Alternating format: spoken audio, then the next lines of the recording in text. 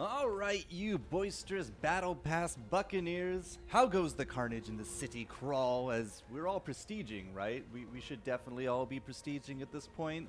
Patch has been out for a week. You've all been playing this game forever. I definitely have my crown, which you saw on the front page there. And today, it is the Forecourt Jester Show as my dimly lit studio apartment and I and my inner thoughts we'll be getting together today to do the Underlords Pro Duos tournament. Yes, this has been something that a lot of people have been asking for. Apparently this is the 8th Battle Buddies as we get it going. I was not part of the first 7, but I've been told 2 mixed results of good and bad things. Today we hope to show something of why a lot of people are now asking for the duos. I've been playing a lot of duos here myself. Actually hit Lieutenant 1 last night.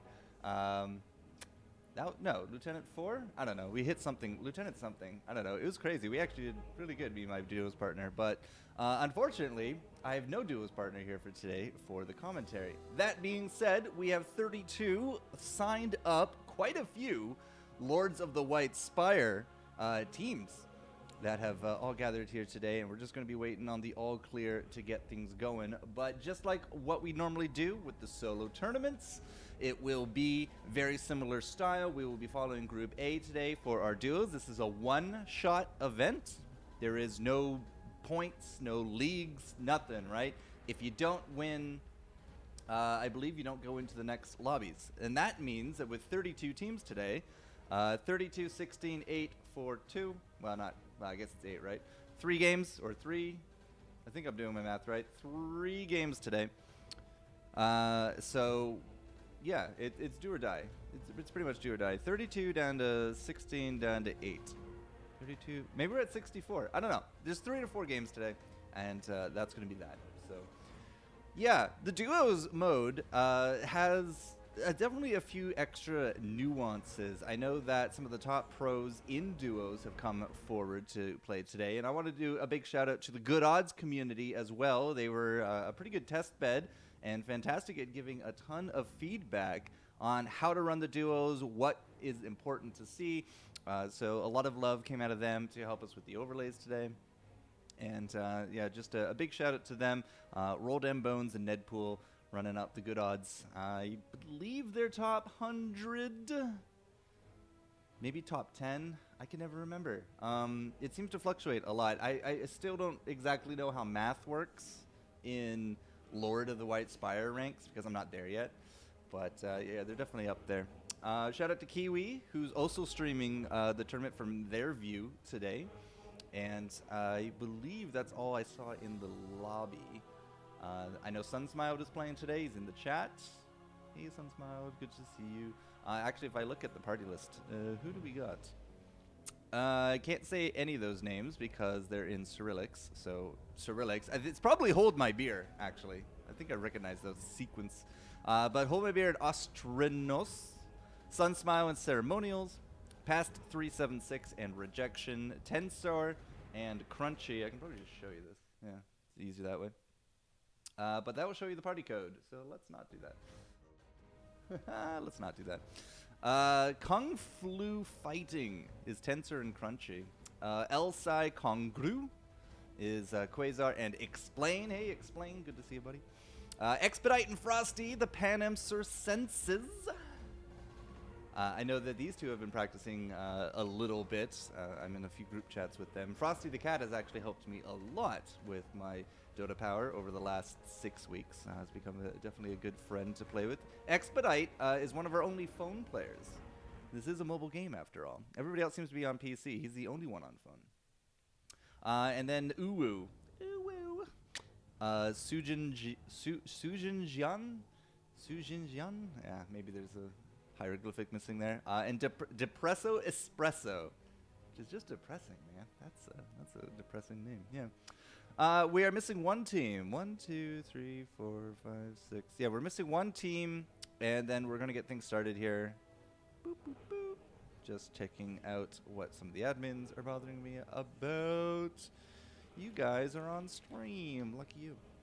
Good odds. Good Odds are live, so they are going to be playing in perhaps not Group A, but they are playing, so they got their stream up. Kiwi's got their stream up there as well. We're just looking for the last team of Group A before we can get things started here. So there is cash prizes today. As we said, it's a one-shot, right? So again, no league points or anything like that. But I believe top 3 go home with cash. That means 6 players of the 64 get to go home. Missing team will not be there. Start with hardcore bots. There we go, guys. We got the go-ahead. Everybody is ready. Cool. So Group A getting bots. These must be the hardest bots in the world. Hardcore. They're the only team missing. They're to be disqualified. Feels bad. Hardcore, XP, duos, multiplayer, private. Let's get it going, guys. Let's get it going. Round 1.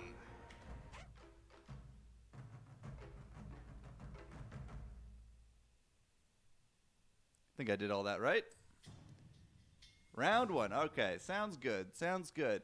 So, duos. Nothing super impressive here yet, right? But I guess we'll start off with Uwu. The Espresso's not even here. That's a bit of a problem. So they're probably not going to be doing too much. Let's go to the Panem Circenses. I know that they're both here. So, Expedite and Frosty. And this will be our duos view for Out of Combat today, guys. You can see both boards. And as we get into the combat, we'll be swapping this with our shots. Okay, damage meters up top. We got Expedite on the left, Frosty the Cat on the right. Now, this is duos, right? So this might be a little bit of a different tempo than what a lot of you guys are going to be used to. What we mean by that, I'm going to move this mouse. What we mean by that is that a lot of time in solos we do open forting. It's extremely dangerous to open fort for too long in duos. You have a partner. That means that the combined damage that you're able to put out between you and your partner, right, is going to be... Did we not get Frosty's... We didn't get Frosty's items. That's interesting.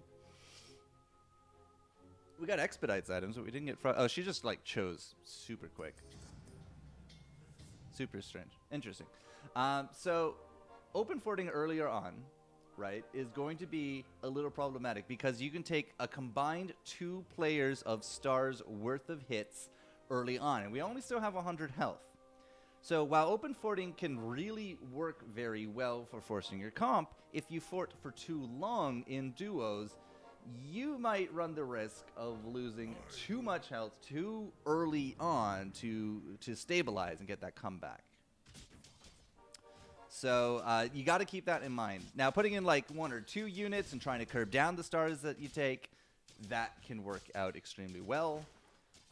It's definitely something of a strategy I think a lot of the top players do use.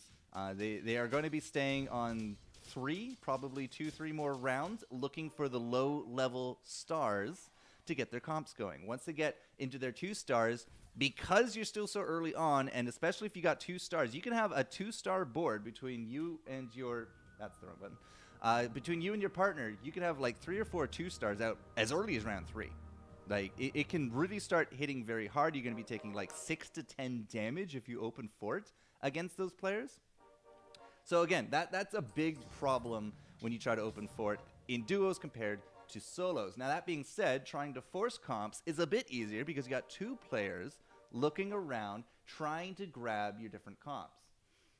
So, for example, we got Expedite here, right? He hasn't seemed to force any comp yet, but he does have a 2-star Warlock. But if you look up at Frosty, Frosty with Savage has 3 2-stars. That's a full 2-star board at round 3. Combat round 3. She's full 2 stars. So you'll see on the right-hand side here, Frosty will very likely just dominate her side with those 2 stars, unless you ran into another set of a full 2-star team, whereas Expedite on the left will try to do his best to, you know, take down some of those stars, but between the net worth of the 2 of them, you're supposed to, you know, try to outweigh your opponent. So I said that Frosty should actually dominate that round, but that Weaver with the Ogre Cap actually just made these guys take some pretty big hits right there. So that feels bad for them. Okay, so all that being said, right? Here's the current lobby. Current lobby right now, 3-0, Kung Flu Fighting, all the way down to 0-3 down there at Explain. It looks like our disconnected player has come back, which is good. We're going to go up to Kung Flu Fighting, though. Kung Fu Fighting, Tensor and Crunchy. Almost sounds exactly like the song, right? So these guys are on 3-0. They're the only streakers right now. You can see here on the left, Tensor with that 2-star Weaver. It's a double Ogre cap Weaver. So the Bloodseeker and the Ogre, not exactly going to get a lot done. It's a lot of onus is sitting right here on this Weaver to carry this early game.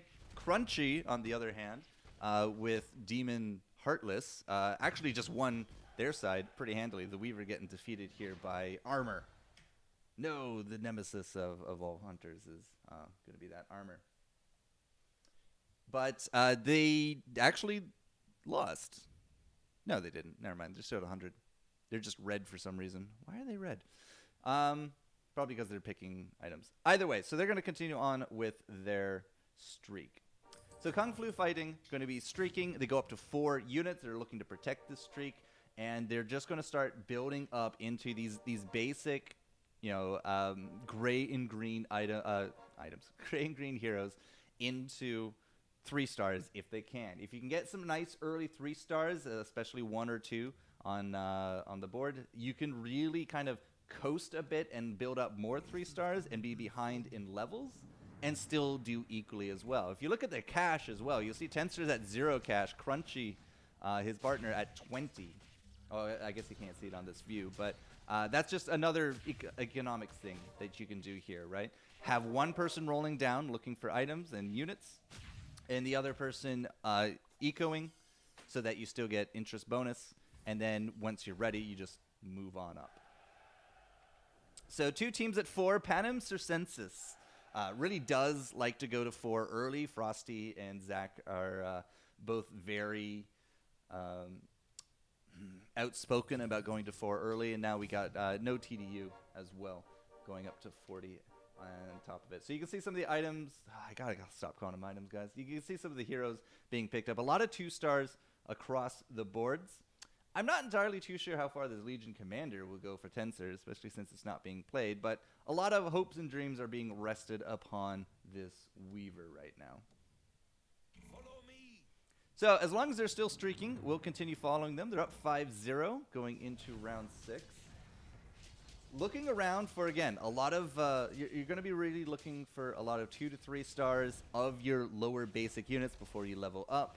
1 person spending, 1 person ecoing, trying to make sure that they get those advantages. Wow, Tensor just got absolutely smashed by rejection. This is a little troublesome for Crunchy. Crunchy will win, probably won by enough stars.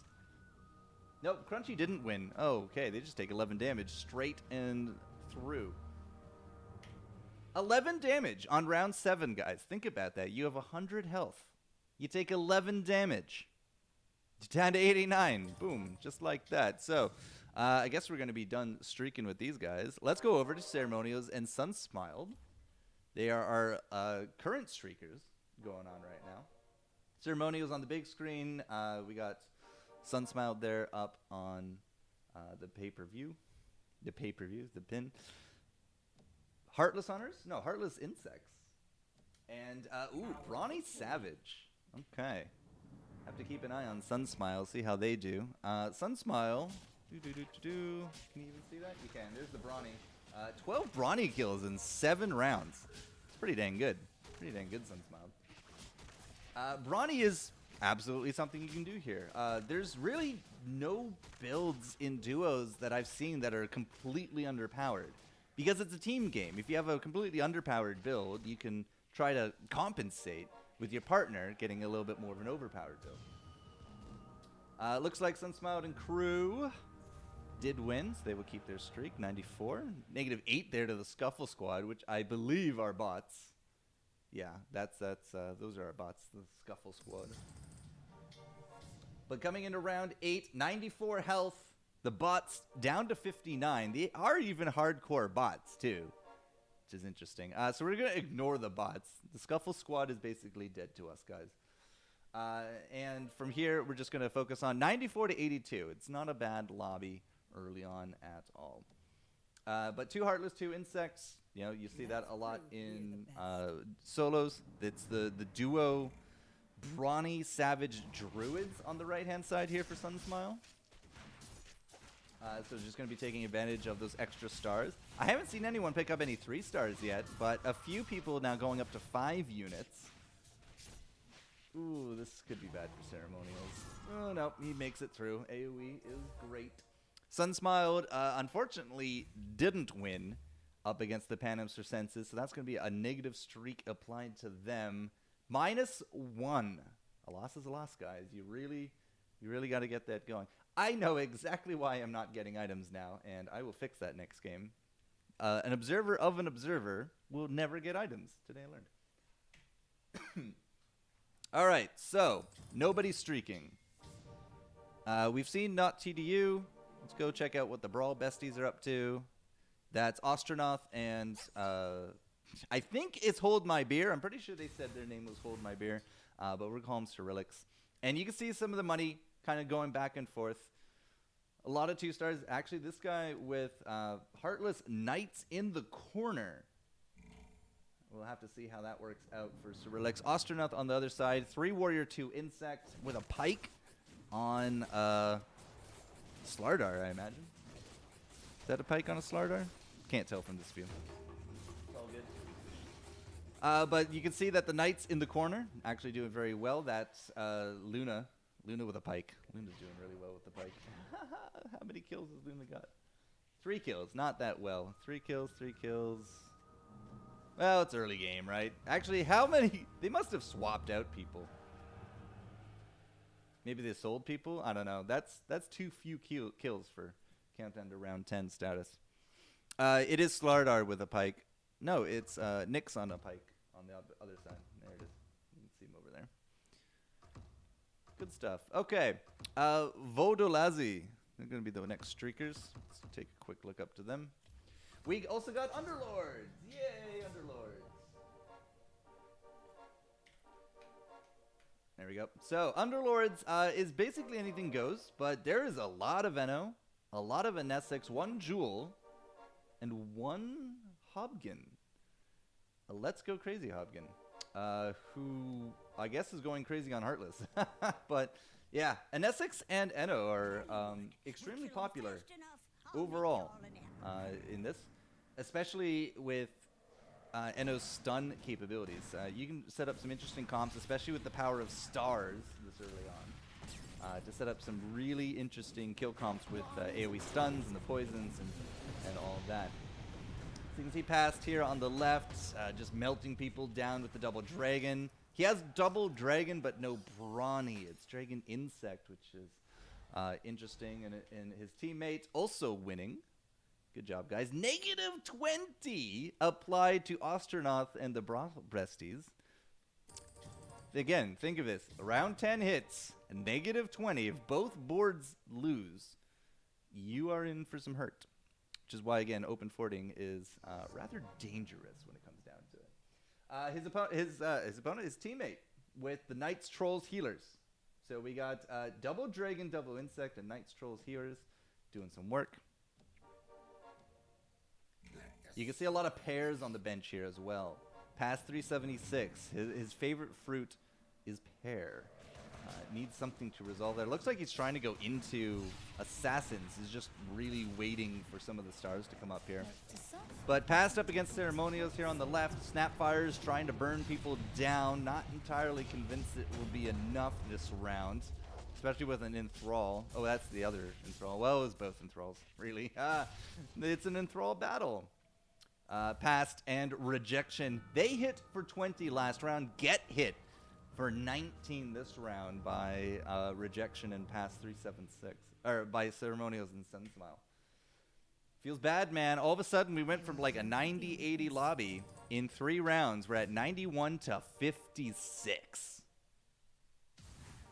That's just how it goes sometimes, guys. It's just how it goes. All right, Elsai Congo is explaining Quasar. Let's see what they're rocking. Looks like Hunter Heartless for Quasar and 4-Knight 2 Troll coming in for Explain. Meta comps absolutely still work here. It's just they're a bit harder countered when it comes down to it, I suppose, is the best way to put it in duos because of higher average stars.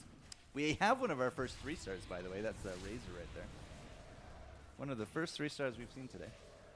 Because of an average of higher stars and the fact that, again, you can get carried by your teammate. So, yeah, if your Knights are doing great, then you're great. But if they get completely trashed by a bunch of spirits, because you don't see a ton of spirits in solo queue, right? Then you're going to need a bit of a carry. Look at all the tusks over on Quasar. They are really hoping to find some of those tusks right now. Bots are out, which means that we're going to be seeing some clones coming through. Mask of Madness, you got it, right? Yeah, Mask of Madness. If you're going to go into these Knights with a Luna, you got to Madness on that. Looks like we pick up Antler Horns for Quasar. You can see the horns going on to the Nyx over here. So they're actually up to 4 Hunter over there now. So El Sai Kongru are streaking. They're at 67. No TDU, actually streaking at 91. Highest of the health pools. We'll throw up a tab next round, guys. But 4 Knights now completed. Everybody's sitting at 6, except the Brawl Besties, who are sitting at 7 units. Uwu actually still down at 5. It's not quite an open fort, but those 5 units fighting upwards in duos, unless you have some significant stars behind you, that is going to be a rough time. The Knights seem to be holding up very well here. It's Knights with a Nesix. You get yourselves a Golem dropped into the back there. Have to go through the Enthrall, but that's not really too much of a problem. Quasar on the right-hand side with his bunker. His bunker built up with his Nesix there. Looks to be a loss. That's a 3-star Magnus over on that side that they got to deal with. And it will be a loss for Quasar, but a win for the team. -2 to Panem Circensis. So, as we said, I'm actually rather surprised that we have not seen as many 3-stars this early. We have 2 3-stars. The Razor Weaver down at the bottom, right? Uwu sitting at still 5 units. Some of these teams hitting 7, right? Uwu down at 5 units has another 3-star with that Bristleback added to it. But that's it, really. Everybody else is kind of 2-stars, which is very solo mentality. I gotta say, it is a very solo mentality. Obviously, they're doing better than Uwu, who has those extra 3-stars and is still going down at an alarming rate. But yeah, having units at 7 at round 14 is very much a solo kind of thing. Knights did very well here for Explain. Quasar, on the other hand, also doing very well. So that's going to be Panem Circensis taking 18? 16. No, 18. Some teen damage. Pretty hard hitting right there. You lose both boards, right? You're taking the combined. You're going to be taking the combined hit. And it sucks when you take combined hits. Explain feeling so good that he has 2 Chaos Knights out. And this one has a Pike. So 2 Chaos Knights with 2 more in the bench. We're looking for that 3-star here. The farther we go up, we're at 7 units. The harder it's going to be to get those Chaos Knights done. But if he can actually finish it off and you combine those kill counts, that is going to be a very hard-hitting Chaos Knight. Now, Explain's going to be taking on what looks like Knights in the corner here from Cyrillic. Quasar, on the other hand, with the Hunter Heartless, taking on Warriors? There's definitely 3 Warriors. Warrior Hunters? No, Warrior Warlocks. Quasar with Warrior Warlocks. All right. I look away for one moment, and yeah, this didn't work out very well for Explain at all. Didn't work out for Quasar either. Both of them getting smashed for 23 health. That's going to stop the streak in its tracks. That's got to feel real bad. You thought you're just on top of the world, and then a bomb lands right on top of your head. So Brawl Besties will hop on over to them, kind of middle of the pack. Ooh, there's the 3-star Tusk for Quasar. That's pretty hot. That's pretty hot. Cyrillics and Astronaut. We'll get over there. Look at the little Sim City we got going here, right? This little Sim City is really cute. Hey, Ice brother, how you doing, buddy? Thanks for the content. There are very few good streamers like you. Team effort, man. The UL Pro team put a lot of work into this, so hope you're enjoying it. The Brawl Besties are only up against some clones here, but you get to see basically round 2 of Explaining Quasar, who just got chunked by these guys. But it's a really cool kind of little Sim City, as we said, going on off in this corner. Now, Explainin' crew actually might have leveled up. That 3-star Tusk for Quasar, definitely doing a little bit of extra work there for Quasar, but Quasar actually still loses up against Astronaut. Yeah, we win overall. Explain definitely put up a bigger fight that time, but doesn't get the win by any means. Doesn't matter because Brawl Besties don't chunk anyone out anyways. We're going to have to start swapping over from some of these streaks down to the bottom of the list because we are looking at our first player eliminations coming up here momentarily.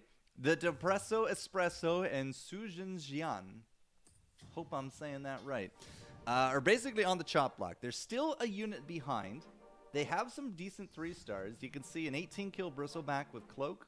You can see Witch Doctor, 3-star there as well. This is Savage Warlock, which is an interesting combo. On his flip side, the partner's 3 Hunter. Oh, you can't see it in this view. Sorry. 3 Hunter, 3 Magic. I don't know what Sujin Jian's doing. This is definitely not something I've seen in my duo games, but Panem Circensis actually could be knocking out our first human in Group A for the duos tournament today. Depresso and the Savage. Like, the 4 Savage feels like a good idea, but there's nothing for them to really combo with, right? There's no summoners, there's no insects, there's not much. But that being said, that seems to be working all right. The Enthrall on the Pudge, adding a little bit of extra meat there in the front. This is just a Mirana now left, and it's not going to work out too well for them. Ooh, a 3-star Bloodseeker for Kung Flu Fighting. Just picked up right there. All right, so 3 damage off to Panem Circensis. The 13 health, well, sorry, the 9 health Uwu will actually fight upwards with the power of the stars because they do have 4 3-stars between them. So good for them, good for them.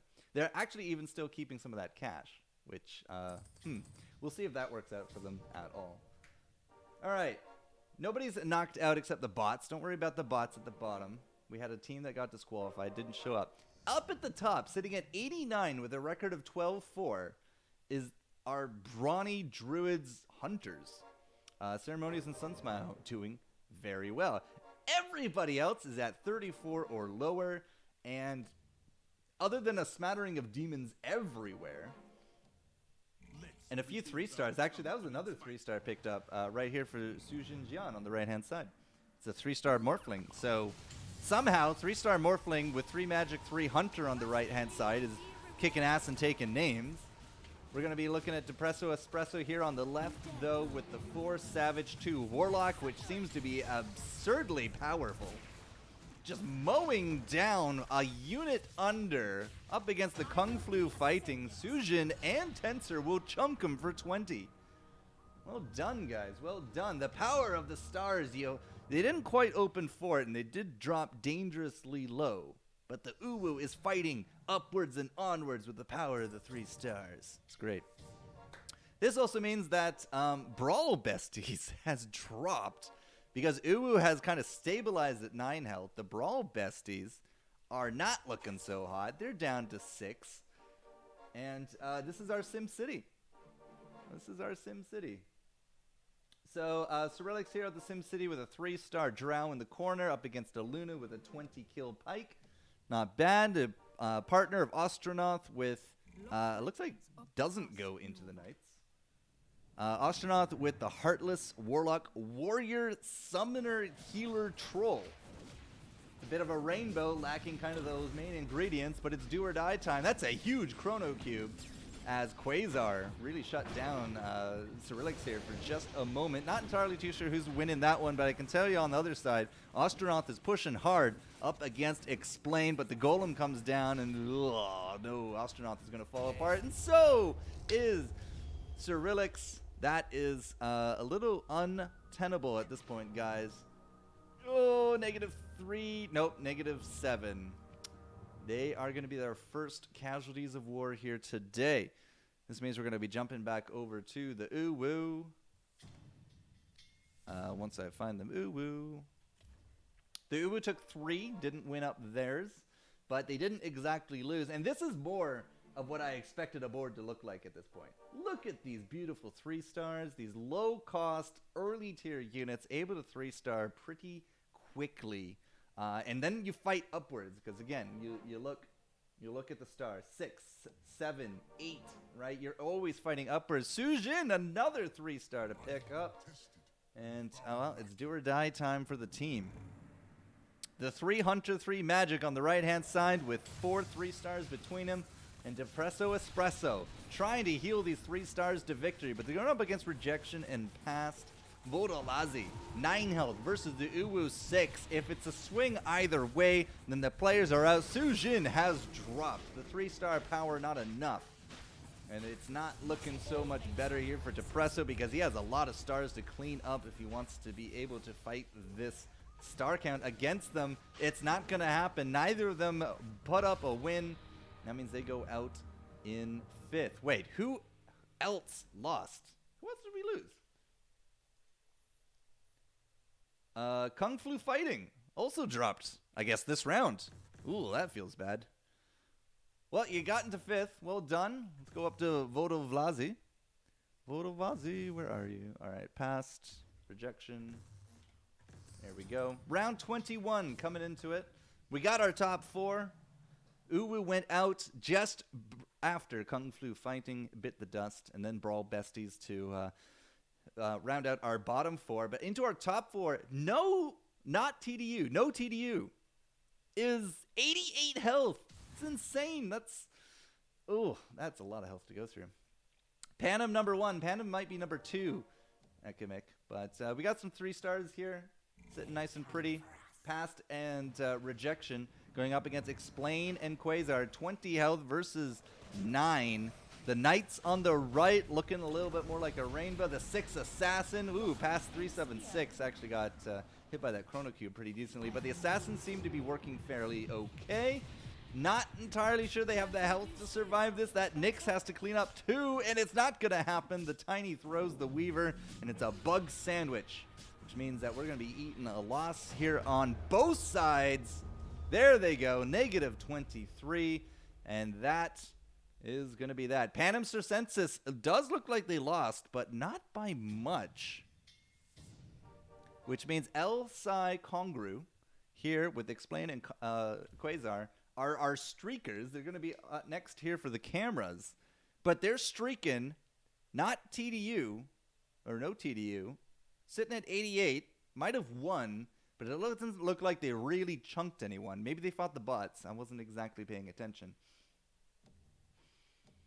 The 4 Troll, 5 Knights doing some work here. On the flip side, on the right-hand side here, it's going to be Quasar, but Quasar with the Heartless Hunter Warrior Void. That's our first Void we've seen today.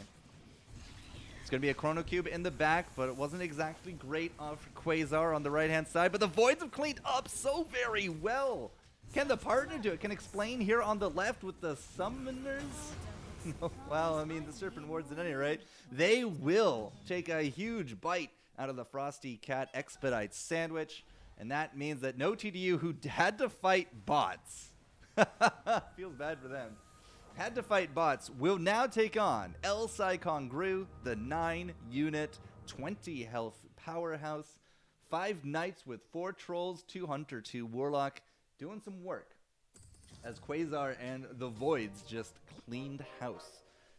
Now, we've been looking at these guys for a while. We haven't gone back to first place. First place actually lost. I don't know who they were fighting, but Ceremonials and Sunsmiled have lost that streak, and they got chunked hard as well.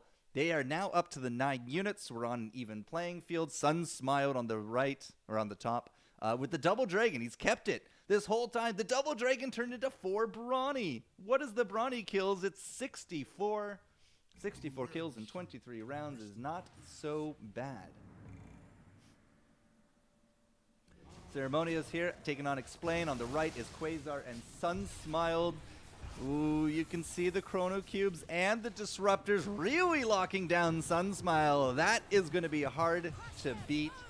Ceremonious, however, on the other hand, with his Hunters and Brutes, the 2 Brutes on the front somewhere, doing extremely well. The power of the stars coming through there, but it will be a win from the 20 health, 7 times streaking players.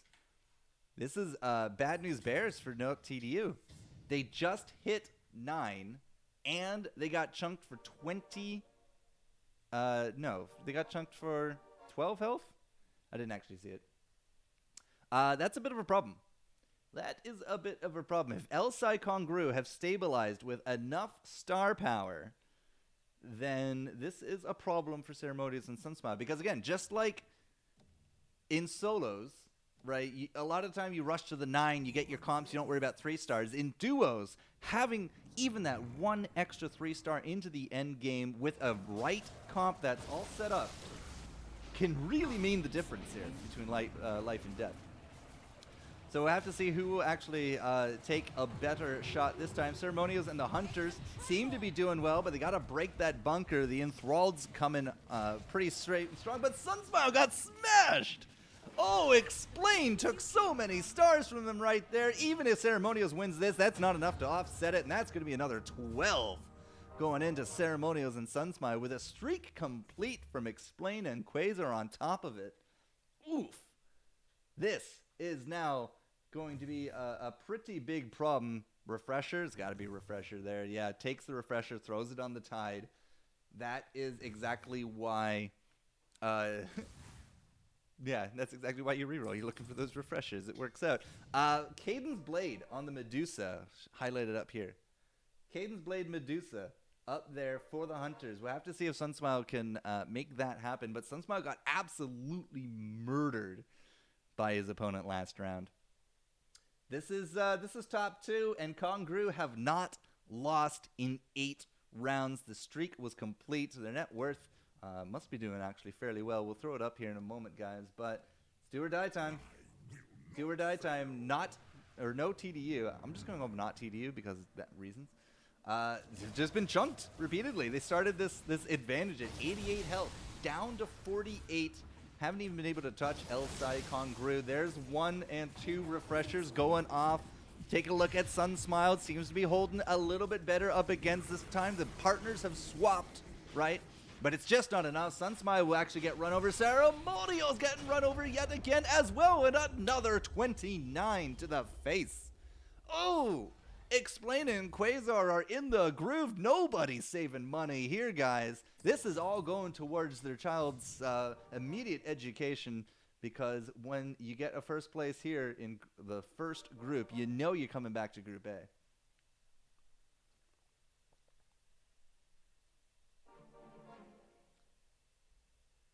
Oof. This feels bad. 3-star Wind Ranger. You know what? Let's take a quick look over there before we start. Explain and Quasar. Not as many 3-stars as I expected, to be honest. But that 3-star Wind Ranger is quite the feat to pick up this late in the game. That's a tier 1 unit, guys. She picked it up. That's not so bad. Might even have a tiny for a Quasar if this does go another round, but not TDU. Got to be fighting for their lives. Explain seems to be holding their own on the flip. Quasar is starting to roll right over Ceremonials. It's not looking good on the right, and on the left, it's more the same. Explain and Quasar are gonna hit hard here because they both won their rounds, and another 28 seals the deal. Elsai Kongru will be your first round Group A winners.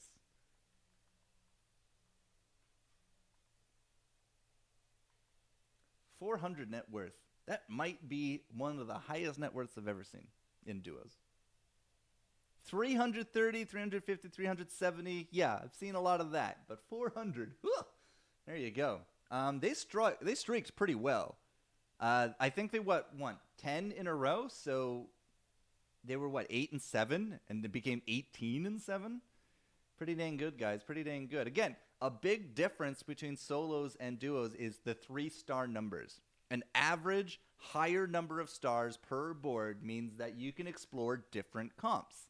Now, Heartless Hunters and Voids, obviously not very, out of the box. Neither here with the Trolls and the Knights. But, Brawnies got Sunsmiled and Ceremonials into a top 2. It doesn't tell us how many kills they had, but it was 64 at the 20-something round, so probably ended up in the 70s, which is not fantastic, but there it is. A lot of just kind of meta comps in this one, if you look at up and down. A lot of kind of meta comps in this one. Nothing really super strange. Frosty is a really big Assassins player. She really does love those Assassins. Came third. Not bad. Probably going to come back into... actually, third place probably gets into Group B. I guess we'll have to wait for the admins to work on that one. I believe there was 4 lobbies, so we're going to be taking top 2 from all the lobbies and going to be putting them into the next Group A. That being said, I don't actually have an ETA on that one because I haven't done a duos tournament with these guys before, but a really good first start for a lot of these teams. Gonna quickly leave party, and we will. I don't even know if I have a scoreboard. Do I have a scoreboard?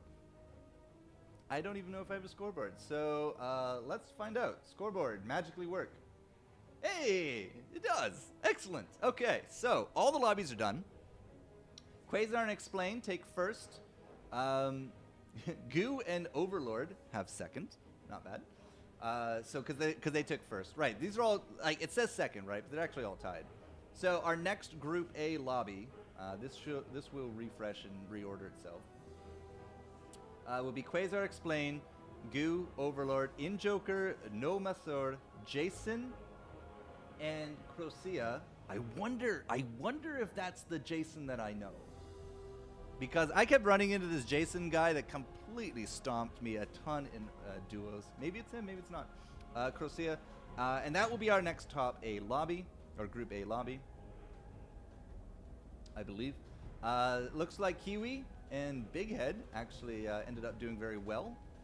Good job, Kiwi. I know that you're out there streaming. Don't know if you're here or not. Expedite and Frosty the Cat down there at rank 9. Jason's probably not the Jason you know? Okay. I had some. There was literally, who was it? Jason and Krob or something, just completely stomping. His name is Splix. Okay, cool. Still, hey, Jason and Jason doing well, right? So Expedite and Frosty from Panem, they're down there. Jollik and Excelsior. I don't see Roll the Bones. I wonder if they got eliminated pretty quick, which feels bad if true. So either way, boop. I think I have 2 sounds going on. There we go. Let's kill that sound. All right, I've been told that the next lobby is going to be at 2:43. It should be. There we go. It has now all sorted. Oh, it's right. It's duos. Duh.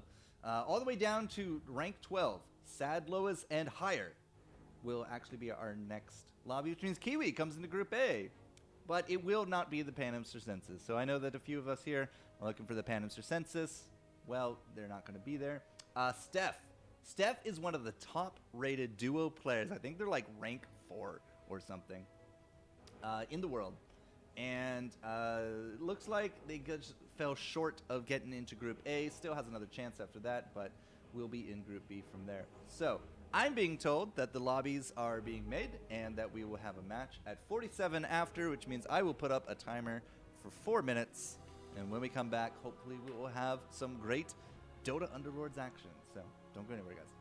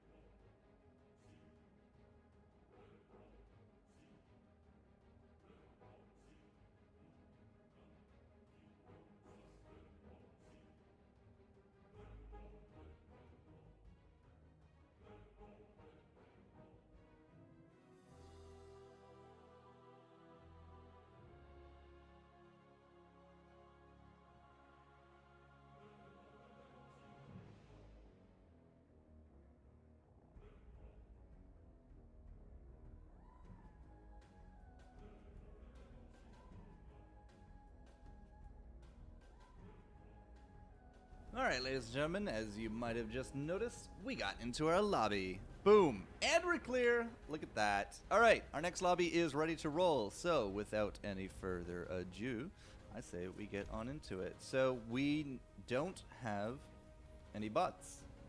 Doesn't that feel good? No bots this time. Yeah. Full 8 teams, duos, private, begin. Round 2, Group A of our duos.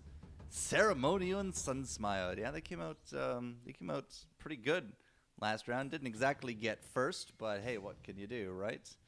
Let's start off with Keck W then. Sunsmiled and Ceremonials will be our first spotlights.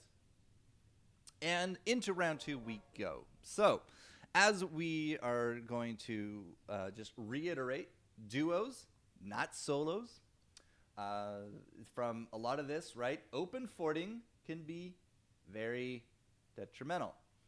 These guys, it looks like they're not even going to buy. Whoops. Sunsmiled and Ceremonial actually have no intention of doing anything. They're going to fort. And so is explained in Quasar and Ceremonial. So, riveting gameplay. Riveting gameplay. Can we go up to somebody who is fighting? Battle Buddies. Got a crush on, that's the wrong screen. Got a crush on Astolfo, and I can't even say that name. Emma. Oh. They did alright. They did alright. Okay. So, open forting, as we said, can do very well in solos. It can also do very well here, I suppose. But we kind of got lucky. Because if you look here, right, the people that these two open forted against each other. Ceremonial, Sunset, Explain, and where's Quasar? Quasar, there it is. Quasar, Ceremonial, Sunset. They forted against each other and got 100 health. So it's not a loss. It's not a loss by any means, right? Are we looking at two different people?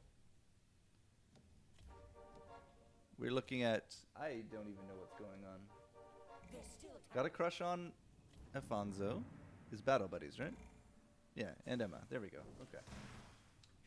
I'm pretty sure we got that right. So they got lucky. The open forting, they didn't take any health. Because this early on, if you open fort against a team, you take 6 health. Minimum. By round 3, you can have a board of 2 stars, which means you're taking 9 health. 9 health. You have 100. 9 is not what you want to start with. Now, that being said, again, right, you got to pay attention to some of the level up numbers. How many rounds go before we hit 4, before we hit 5, before we hit 6?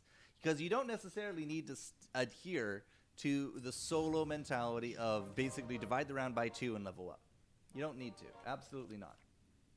You can fight with the power of stars. If you get 2 or 3 stars by round 10 or 11, well, then you can start econing and going up in levels.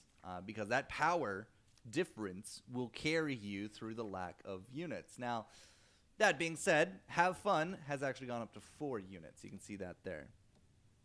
And they're the only ones. They're the only ones. Everyone else is looking around trying to get these pairs all done up into triples. If you look here at Crush, right, it's 2 Insects, his partner, 2 Savage. But they are, very low cost units. They're still at 3. There's only 1 team at 4, and they're looking for these pairs. They're looking to finish up some of these base units in builds. Because as you go up, because there is double the amount of players, as you go up in levels, it's going to be harder and harder to find these grays and greens. So you got to keep that in mind, right? You have to find a balance between leveling up and finding a strong enough base for your comp. Now, Have Fun is at 4 units. So we're going to head on over there. These are some Russians. Batman and Robin. We're going to call them Batman and Robin because it says Bat. It's good enough. Batman and Robin. And you can see Batman going into the Heartless Hunters with the 4. And we got Druid, Savage, Summoner on his partner, Robin. So Batman and Robin. There we go.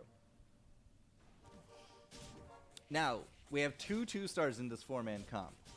On the flip side, it looks like well, it's the power of the druids propping up Robin on the right-hand side. But this is a lot of stars, right? You win this round, you're hitting somebody for 8. You hit for somebody for 11. TDU Overlord and TDU Goo just took 11 damage from these guys. A full 10th of their health gone. So within the next few rounds, if people haven't been able to finish up their low base cost, yeah, there we go. Now we can see. Now we can see all the items. If only I knew what the item rounds were. That would be a very much better looking screen. Yeah, so if you can't finish up your 3 to 4 unit costs of units, and you start going to 5 and 6 and 7, it's going to be much harder to 3-star at that point. Also, there's going to be a lot of transition between benches from these players as they're all still kind of looking for their comps that they're going. After this round, we'll throw up the tab just to give a bit of an idea. But Batman and Robin here, joined at level 4 by Keck W, is going to actually take on Dugu Zero. That's a great name. Oh, a Spirits comp. We're going to see a Spirits comp today. That's exciting. Spirits can actually, again, do very well. And it's not really a comp that needs a lot of 3 stars either, because you want more numbers of spirits rather than higher quality spirits. And that being said, we actually got 2 triangles off this early up against Batman. So that's pretty insane. Robin looks like he will even it out. It will be a loss, but only by -1. So the streak will suffer, but the health pool will not. Which means we can actually go up to Keck W now. Sun Smiled and Ceremonials once again coming into stream. We said we'll put up the tab. There we go. A lot of demons, as expected. Goo actually going into early assassins down here. That's interesting. But some Brawny Savage, some Summoners. Actually, very few Hunters today. That's interesting. Very few Hunters. Wow. Okay, so on the left-hand side is Brawny Dragons. On the right-hand side is Heartless Insects with an Ogre Cap, but no Ogre Cap for Ceremonials to kind of cash in on it. So, yeah, a little bit of a problem. Look at that big Ogre over there. Yeah, big Ogre. Won't win. It's pretty cool. The Brawnies are starting to accumulate, which is pretty fantastic. Here on the left is Sun Smiled. Will get kills. What is the... Can you see this? 15 kills in 7 rounds. Not too shabby. Looking at the bench, looking at the stars, right? It's a full 2-star team for Ceremonials up top. Full 2-star team. Not quite a full 2-star team down here, but look at this 1-star. There's a 1-star Viper. That's the sacrifice. Kill the Viper. You only using the Viper to unlock the Snapfire. Let the Brawnies get the kills. But that being said, we need a few more Brawnies. They're a little in low numbers. Need more Brawnies. I'm pretty sure there was more than one Brawny player in this lobby.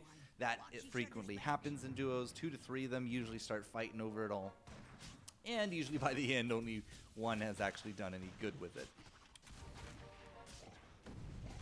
Sun Smiled on the left, taking on Lois. Zray is taking on Ceremonials, although Ceremonials is basically cleaned up at this point. So is Sun Smiled as well. Where did the kills go?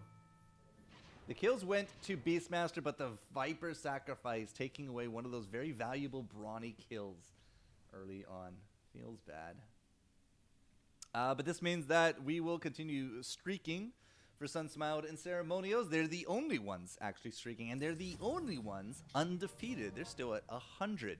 That is also going to explain why they're at 5 units rather than 4, because they're trying to protect this streak. Immediately with the 5, another Bristleback goes in. That's the wrong screen. And on the other side, double Drow almost for a minute there. But now you can see that there's this Omni Knight going in instead. So, all right, the Dugu Zero. They have a lot of stars. Wow, Sun Smiled is going to be in for a little bit of a rough time because he does have the 2 1-star bristles. With that being said, the double bristles actually kind of stacking up very nicely. You can see Ceremonials has cleaned up the spirits on the other side. So that's 2, 4, 6, 8, plus another, what, 3? 4, plus another 4. -12 to the Dugu Zero. Is this Valve-sponsored content? No. This is just us having fun. This is us putting up a little bit of cash, having some of the best duos of players come in, and me basically rambling and trying to teach duos as best I can. If you want to become a sponsor, we can totally talk Animal Ranch, but yeah. Valve is kind of, doing the whole work from home thing, so we don't really hear much from them right now. The devs drop a new patch like every other week, and that's about it. All right, preparing round 9. We're going to be going into round 10. It's fairly soon. And that will be the Underlords, which will be a pretty big decisive factor. We have a teleport on Sunsmile there. He's getting that. Okay, I'm not sure that was worth it, but he put the Blink Dagger on the Snapfire looking to get the Mortimer Kisses out earlier, and it just ended up backfiring pretty heavily. Thankfully, Ceremonials has won their side. So they will protect the streak. Streak complete. 8-0. Actually, 8-1 since it was combat round 9 for Ceremonials and Sunsmile. But yeah, Ceremonials had to carry that one pretty hard, if I do say so myself. Bro, TFT sucks. I mean, I don't have a lot of personal experience with TFT, but I definitely enjoy Dota Underlords more. Which is interesting, because I always preferred League of Legends over Dota. I just think that the team doing this is much better at what they're doing. Okay. That being said, here's our Underlords and our tabs. Still at 100 health up at Keck W. Picking up a Jewel and an Eno. A lot of Anesix. Both types. Some Golems and some Enthralls. Another Jewel. Hobgun with a Friendly Fire. So yeah, Mage's Spirits. Not too much of a surprise. Mage's Spirits with a Friendly Fire Hobgun. Really stacks very nicely together. And yeah, we'll go from there. Prostalol, how you doing, buddy? Thanks for the raid. Much appreciated. Miss you. See you next week for solos. That being said, Sunsmile with Eno. Stun Eno on Brawnies actually does phenomenally well, especially in duos. It can either slow down the enemy's advance and you can eke out a win by just living, especially with Brawnies, or you can just kill people during the stun. You stun them, the Mortimer Kisses tick away. It's pretty good. Pretty good. Bursting. Ralphate. Sunsmile is still here. Sunsmile, play your game, buddy. You're still at 100 health. I don't know how you done it. He's done it, guys. He's done it. All right. So the Brawnies, actually, is that a round 11 disruptor? Sunsmile, you crazy mofo. That's insane. That is actually insane. Yeah, why did you choke last round? Lol. All right, Sunsmile here going to be taking on Big 30 head of Purple Power. Oh, and all this time I thought Astral Grandma was just really enjoying the fact that they're purple in Twitch chat. But Purple Power here trying to take on the 100 health Behemoth. Ceremonials will clean up on the right, and it's not looking much better for Big Head and Kiwi. Actually, oh, this is Kiwi's team. Nice. Purple Power. Okay, I get it now. The Brawnies will fail, though. The Brawnies will fail from Sunsmile, but I don't think it's to cause a loss. I'm pretty sure Ceremonials had more in the bank. Oh, that Druid Bear. Yeah, I lied. Ceremonials lost. Was I watching the right Ceremonials? Okay. They take 11. No longer the 100 health Behemoths. Fair enough. This also means Purple Power is streaking. Let's go take a look at Purple Power. So it'll be our first time seeing Big Head and Kiwi. Oh, the names are messed. That's right. Boop. There you go. Names are fixed. My time is now. That's a 3-star. That's a 3-star drow over for Water Addicts. Water Addicts. I wonder if they're from the Hydro homies. Big Head with Druids, Warlocks, a Legion Commander, and some Brutes. Kiwi with Heartless Hunters, Vigilant. So this will be up against Batman and Robin. Big Head here up against the Bat. Has to kind of chew through some 2-stars, but shouldn't be really too difficult. The Legion Commander looking real strong right now. Both sides with, actually all 4 players with an Essex. Back and forth. We got that one Golem there, and okay, it was a Legion Commander Enthrall, but we won the duel from Big 30 Head, and then his Legion Commander got enthralled, and then his tree. And then the tree won. So Double dual wins for Big Head. Not bad, not bad. Kiwi seems to have done fairly well there as well. If you're looking at some of these benches, right, there's a lot of Heartless up on the bench with some extra Drows down here for a big 30. Oh, there. God, can somebody list out what the duo loot rounds are for me? So I can remember to not switch scenes so fast. But yeah, so there's a lot of Drow 3 being attempted here. Because we have a Drow 2. Well, we have the 2-star Drow there. And then there's a 2-star Drow over here and another 2-star Drow here. Also, again, looking at Abaddon's. It's not quite 3-star status yet. Same with the Pudge. The Pudge is looking for that second star. Purple Power and the Battle Buddies. Purple Power is still streaking. Battle Buddies are the people that we were watching first. Spirits on the right, I believe. No, just Assassins. Assassins on the right. On the left, Big 30 Head looks actually to be getting crushed. That Legion Commander is going to come back to haunt them as well. That's an enthralled Legion Commander that is going to just chop down that Ogre here in a moment. Ooh, that's going to be tough. That's going to be tough. That Golem actually is... oh my god, did the summons save Big 30 Head? Why did Legion Commander switch targets? Wow, okay. The summons saved the day. Not quite. It's -6 and we lose the streak, but it's only -6. Let's put it that way. This means we can hop over to L side. No. Oh my, what happened to Zray and Lois? Oh no, they just hit level 6. A lot of other people have been sitting at 6 for a bit. We even have 7 at L side Congru. But what is going on here? Double 3 stars. Looking for more. Doesn't quite have him. Even the partner. Even the partner up here has some pretty decent 3 stars.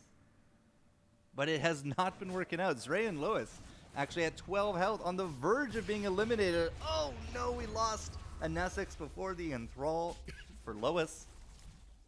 The Enthrall got off there for Zray. But yeah, Lois got completely stomped. Zray will win. No, wait. Lois didn't get stomped. My bad. It's the other way around. Lois completely won. Zray completely won. Didn't even get the Enthrall, but it didn't matter. -21 to the TDU Overlords. Ooh, and Goo got a 3-star Queen of Pain. Not bad, not bad. There we go. All right. So again, you're down in units, you're down in levels, you're down in health. 3-star. Ooh, that's a pike. 8 kills with a pike. Okay, there we go. 7 units. Had to spend all the money here. 12 kill Luna with a pike. That's not so bad. On the other side, 4 Savage. You can't really see it. 4 Savage, 4 Summoner, 2 Druid with a 3-star Magnus. So Zray with a double 3-star Druids. Doesn't have a lone Druid, though. The lone Druid is actually down here with Lois. Interesting. Maybe they're just holding on to it. The Hunters are working out really well. Those 3-star Hunters are putting in a lot of damage. Yeah, look at Luna. Luna Wind Ranger. Topping the charts there. Zray wins. Yeah, -24 to Kiwi's team. Holy. That's gotta hurt, guys. That's gotta hurt.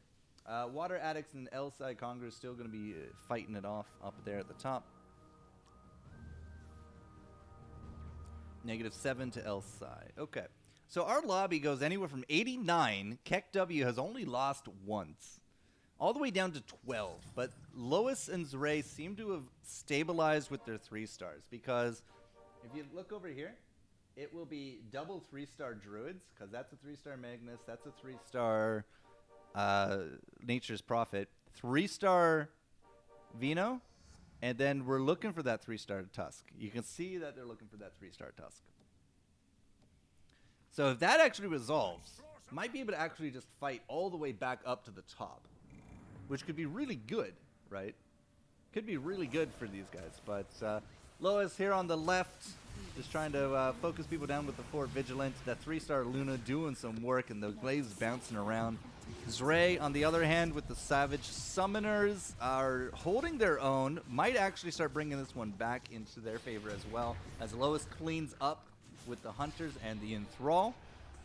Taking a look over to Zray. Zray and the 3 stars, there's just too many summons. It's not going to be enough for Quasar, and they are going to take a hit. Another 18 dealt, this time to El Sai Kongru.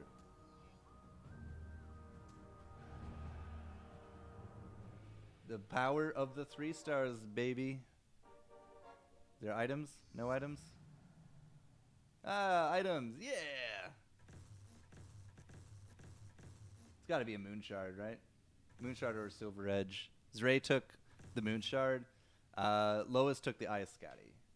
Eye of Scatty probably gonna be going on the Abaddon or the Pudge? Maybe the Necro? 1-star Necro could definitely use the health bonus. Oh, it went on the Mirana. It's interesting. An interesting choice. Interesting choice. But there it is. All right. Purple Power is clinging to life. We've actually been on Zray and Lois for a while, but they haven't lost. Dugo Zeros. Actually, the first one's eliminated. Didn't even notice. Purple Power at 6 health up against the Battle Buddies. Ooh. This is tough stuff, guys. This is tough stuff. Big 30 head getting melted down a little bit by the Brawnies, but looks like they're going to have enough firepower to spare. Pick up this win. A lot of low health units, but I still think Big Head's got it, especially with that Golem showing up. Kiwi clears house with the 4 Heartless, 3 Hunters, so 6 health will survive. Takes 20 from the Battle Buddies, brings them down to 6 now as well. Lois and Zray 1 up against the Keck W. And that leaves us with... I don't even know who the Water Addicts were fighting. Oh, they were fighting Purple Power. Duh. And El Sai Kongru won up against the clones of Zray. And oh, there we go. Zray got the 3-star Tusk. A 3-star Viper coming in for Battle Buddies. You know what? Let's throw up the tab just for anyone that can see. 6 health for the Battle Buddies and Purple Power, both down below. El Sai Kongru sitting at 10 and then 12.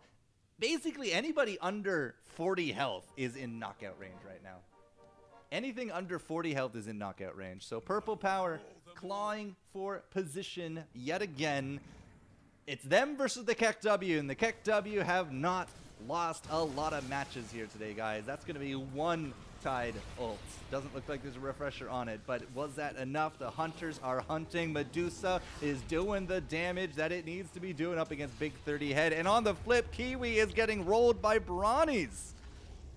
That one Weaver can't possibly hope to take on all of them, and that is going to be that for the Purple Power pair. They are out in 5th. El Sai Kongru takes 1 damage, will survive. I guess we lost... Who was the other 6? Battle Buddies. Looks like Battle Buddies got eliminated as well. They are out in 6th, which means El Sai Kongru is our next up in the damage. Not enough 3 stars, in my opinion. There are definitely not enough 3 stars in this group of Explain and Quasar. It's going to be a hard fall from 1st to 4th if they can't get their act together. The 6 mages down here for Explain just are not hitting the mark, it seems. It's a bit more of a rainbow for Quasar. We'll have to see if they can carry through the barriers, the target dummy. We got a Tiny in there with a jewel on top of things as well. So come on, Coddle, do your magic, make it happen. It does not look good for Quasar. He's already cleaned up. Oh no, you gotta win hard here. Gotta win hard here, Explain, and I don't think that's winning hard enough. It's not. Oh, -11. They are out in 4th as Keck W will continue on with 85 health in a lobby of 15 and 12. Lois and Zray, welcome back to the spotlight. This is way more 3 stars that I was kind of expecting, right? This is way more 3 stars than what we just saw, but we're at 12. Everybody's at 8 health. That's pretty good for these lower health players, but Zray and Lois at 12. Water Addicts at 15. The Heartless Hunters with some Knights splash. Going to be here on the left. We got our Savage Summoners on the right. We're looking for that 6 Savage from Zray, but I don't think he can afford to go to 9 units. They're basically clawing for life. They can't save up the money. Now the Knights are dropping. Lois is actually focusing down the Knights. I think they will actually get that win. Zray on the other side seems to be doing well. The Summoners are still healthy and doing their summon magic, and that will be a double win for them, knocking out the Water Addicts in 3rd place. The Water Addicts just wanted water, man. They just wanted some water. But it wasn't enough to take on the Keck W, boys. 17-2 with the Brawnies and the Heartless Hunters, taking on Zray and Lois. Ooh, let's look at that instead. Was that a crown? Did they take a crown? No, they took, I think they took Vlad's. Mechanism Eye Scatty or Black King Bar. It ended up being the mechanism for the Savage Summoners. That's a little confusing, but there it is. And this is it. One bad slip up, and Zray and Lois will go out in 2nd, and Keck W will go out with an impressive 85 health. You are not going to 9. Lois and Zray, you can see, are not holding cash either. Keck and Ceremonials have all the time in the world, so even if they lose this next round, they are likely going to 9 in the next go, and that will spell probable disaster for Keck W. All right, corner comps are not great against Brawnies for this reason. You get melted down by the Mortimer's Kisses. The double disruptor, that refresher orb, doing well, but it doesn't matter. Lois is able to punch right through it. Zray, on the other hand, with the Summoners, also seem to be taking a good bite out of Ceremonials. Those Hunters got a lot to make up for, but I'm not convinced that it's going to happen. It's definitely not. Zray is going to be taking a loss here. Was that enough? Was there enough to offset this? Was this a double loss? Oh, Zray and Lois streak complete. They hit 17 up against Ceremonials and Sunsmiled. It wasn't enough to offset the Lois domination. But again, they got time. They got money. Zray and Lois do not have much of an economy going. Their money is low. Let's spy over at Keck W. Keck W, 40 and 26. They're spending that cash. They're trying to even it out. Let's just get them on screen. 30 and 35. They shouldn't be that far off. They're not. They can lose one more round. There's no way you can take 68 damage. But they're going to 9. They are 100% going to 9 next round. Brawnies, 87 kills. Not too shabby, Sunsmiled. Sunsmiled will be here. Ceremonials on the right. Brawnies up against the Summoners. Brawnies usually like to eat this for breakfast, but this is a lot of 3 stars, a lot more than normal. This, the Shadow Fiend really just going to be doing a lot of damage right there. Beastmaster 3-star, Snapfire 3-star, doing the work, and they are going to run these Summoners over. Ceremonials won as well, which could be a draw? What? I guess Lois won. All I saw was Ceremonials kind of partying, but a draw? A draw is actually not bad for either side. There's the level 9 with a 3-star drow coming in for Ceremonials. Zray and Lois have money. They know they got to try to fight upwards at 9. They got to try to save, but it's anybody's game, right? Keck W lost a round, and now they drew, but now at 9 units. This is a 6 Heartless comp from Ceremonials. Ceremonials on the right with 6 Heartless up against Summoners. Those summons are just going to fall right over. All right, that's going to be disruptor number 1 here for Sunsmiled. You can see the Mortimer Kisses going out, but it looks like Lois is actually pretty well spread out. The spread out nature is working very well, defeating a lot of the corner comp mentality. The second disruptor doesn't really hit that much, and Lois is actually hanging on. That's a big stun. Oh, Ceremonials. I don't know. Ceremonials won. I wasn't watching, but this is actually very close for Sunsmiled. It doesn't matter really who wins this part because somebody overwhelmingly won on the other screen. And it's actually going to be a second place finish instead for Zray and Lois. Ceremonials and Sunsmile. Again. Not again. Well, again, top two. Ceremonials and Sunsmile go from second to first. Not bad. Not bad. So again, 400 net worth, right, is something of a rarity. This is usually what you kind of see the net worths ending up. 2-3 stars each. But hey, it worked. That 6 Heartless, that 9th unit was just too much for Lois and Zray to handle. Good job, Sunsmiled. No choking there, buddy. No choking there. All right, so I'm being told Group D is free. So I'm not going to have double spectator probabilities for that. So we will do it solo style. Group D. Where's Group D? Group D is only on round 22? What is this?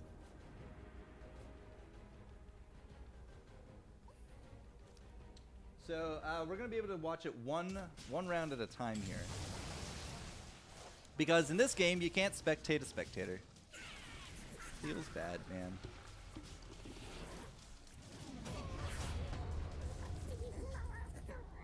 Yeah, can't spectate a spectator. That's okay. Let's just take a quick look around here. So this is Group D.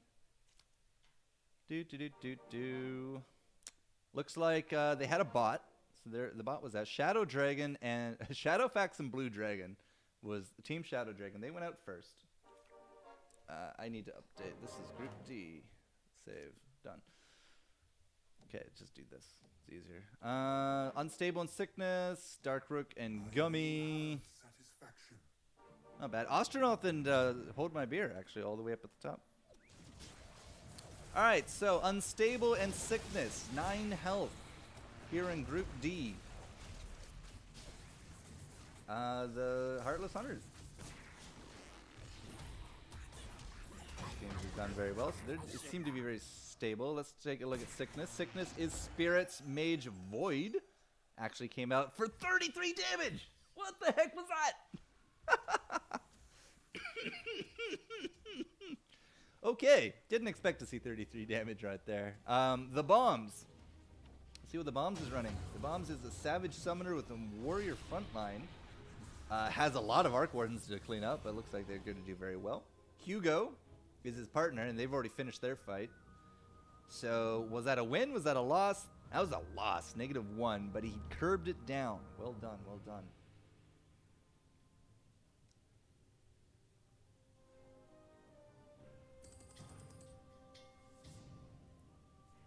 There we go. Duos Group D. I was like, I'm missing something. What am I missing? There we go. Okay. So that's a good amount of 3 stars. Look at this from V Hugo. 3-star Bloodseeker with 62 kills. Pretty good.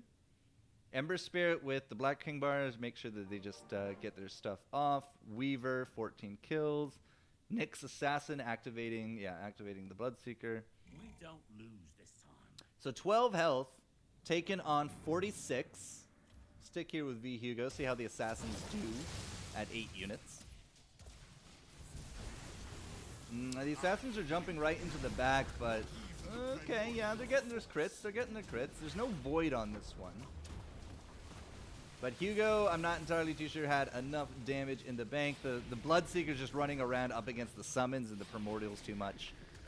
So this is very likely a loss for Hugo.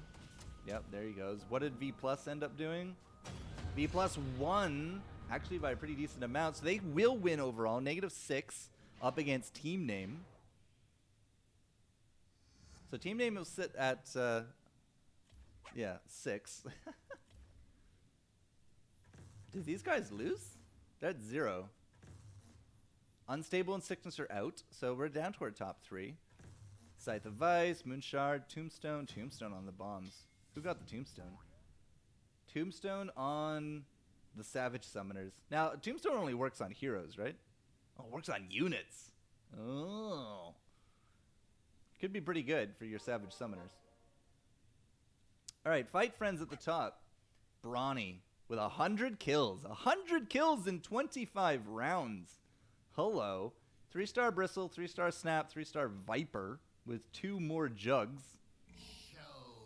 Pretty dang good, Cyrilix. He's going to be taking on Dark Guruk. So this is Brawny's up against, I don't really know, Warriors? Looks like Warriors. Warrior, Disruptor, Necro, so Heartless Warriors. Yeah, there's a Pudge in there, so Heartless Warriors. The Heartless Warriors don't seem to be chewing through health very easily. That being said, they're not dead. That's a really good silence, though. This Disruptor just made a huge contribution. And he has an antler. How the hell does he have an antler? He has an antler. That's great. So, Fight Friends. 16 and 7. Net worth, 338, 357. Wow, Bomb's net worth is huge. 385. Wow. Well done, Hugo. It's insane. He has a 6 assassin now. So, normal rainbow, I think. Yeah, it looks pretty normal. And then the Brawny Druids. Or Druids? Dragons. Brawny Dragons. Look at the 3 stars. This is, wow, 12 3 stars between us all. It's insane. That's actually really good. All right. Cyrilix up against V+. That's going to be the Tombstone with the Savage Summoners.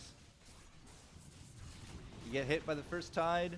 Juggernaut's going to be spinning there in the corner. Second Tide coming through. Because we have 2 of them. That's why. It's not working out so great for V+. He's going to get that Golem out. 115 damage is pretty insane for a Golem. But it dies just pretty much immediately. They can't shoot through the Brawnies. And the Brawnies versus Summoners. And that's it. They just clean them up in one fell swoop. Negative 29. You start with 100 health. This ain't Hearthstone, guys. Just take some huge hits like that. My God. So this is Group D. This is the bottom group. Only 1 or 2 teams will make it to top 16, which means we're down to 2 lobbies, I believe, for the next round. So Astronaut and Cyrilix in Group D will actually get their first place, which might be enough to bump them into the next round. I'm not really confident on the rest of everyone in this lobby making it onward, but that is what our scoreboard tallies are going to be for. We can get rid of that. We can get rid of that. So, not bad. Not bad. Not bad at all. This means that we're going to be waiting for the scoreboards to update. We're going to be going back to Group A. Save that. Probably something like 3:34 on the clock, which is about 8 minutes from now. So I'm going to put up an 8-minute timer. Not so bad. We're just waiting for word that the sheets are updated, and we can take a look at who might be our next group. But if you get first and second in Group A, we're definitely going to be seeing Sunsmiled from KEKW with X-Plane. I think it was X-Plane was his partner. I'm a little sad I haven't seen Steph in the top. Kiwi got eliminated pretty early. Purple Power, I think, went out 5th that round, so I'm not entirely convinced that we'll be seeing them in Group A again either. This also means that I haven't seen the good odds. The good odds might actually just straight be out. I haven't seen any update from them either. Panem Circensis got 5th round 2, so that's 3rd and 5th. I don't think we'll see them. Steph got 3rd and 6th. Ooh, definitely not seeing Steph then.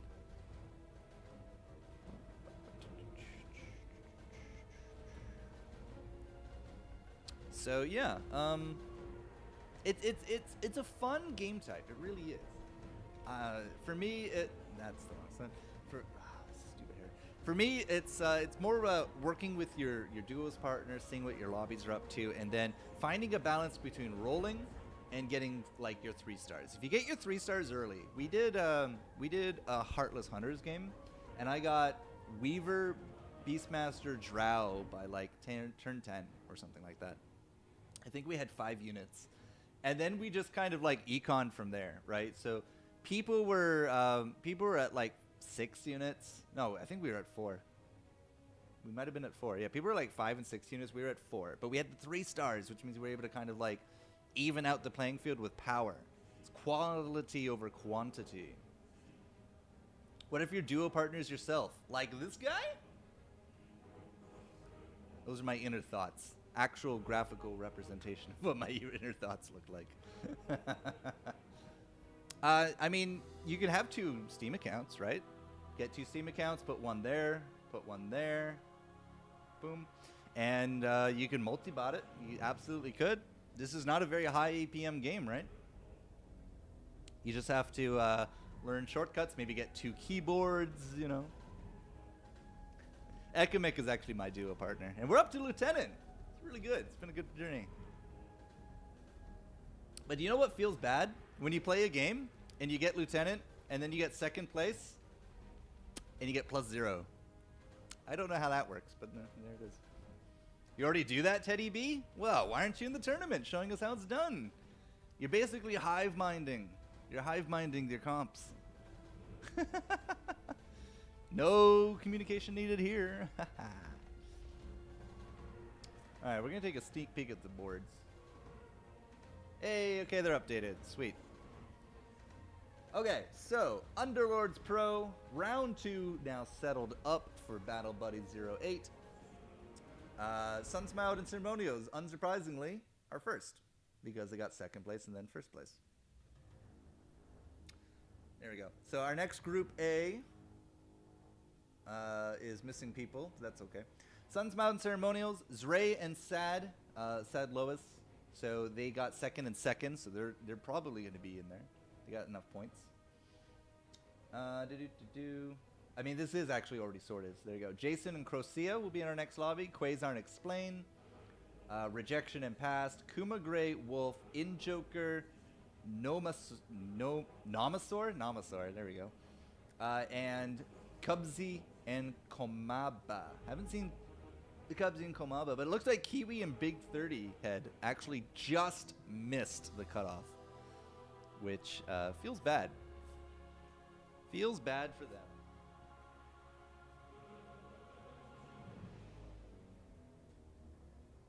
There we go. I joined the lobby. I'm in a party with myself. That's fun. Spectator. Done and done. Cool. All right. Well, we got all the admin work out of the way. I believe I'm being told that we're going to be ready for 35 past the hour, which is in 5 minutes. Groups being assigned. All right. So our next group A, you can see on screen, goes all the way down to Cubsy. This will be top 16. So Kiwi and crew will still play. They just won't be in group A. And I believe it's only 1 lobby after this round. So you have to put in your A+ effort right here, right now to get into the last lobby. Good luck. Have fun. See you soon.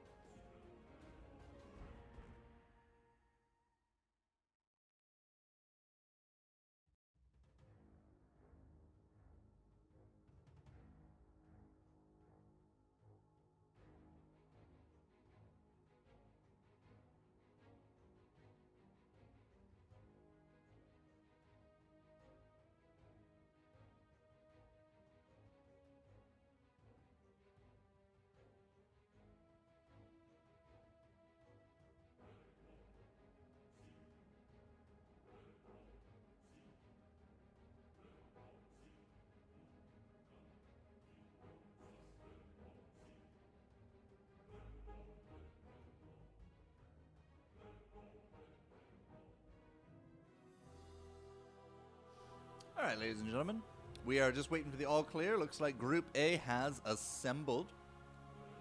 Now, top 3 today. This is a one-shot tournament. Top 3 will take home money. That means we have our top 16 already determined. If you didn't get into the top 16, I believe you're out.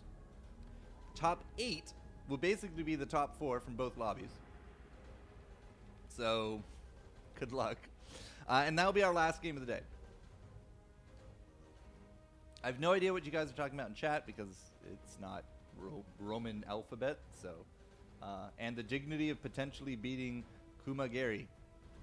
Okay, yeah, I mean, try to beat Kumagari. It'll be fine.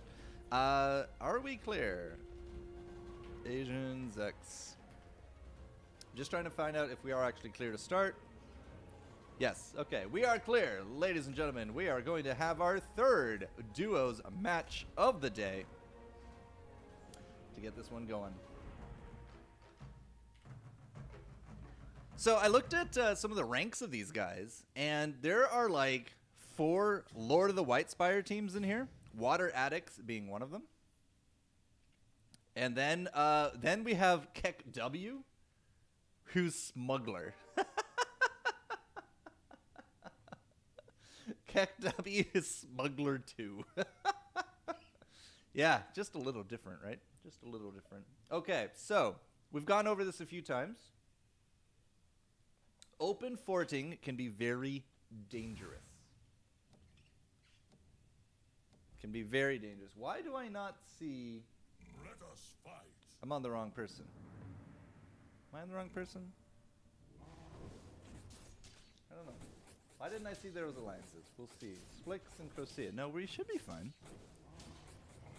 I'll take a look at it after this. So we're not open forting here. Actually, we had no open forters. That's a lie. Keck W open forted. So last time, Keck W open forted. El Sai Kongru also open forted this time. And they took 6 and 7 damage respectively.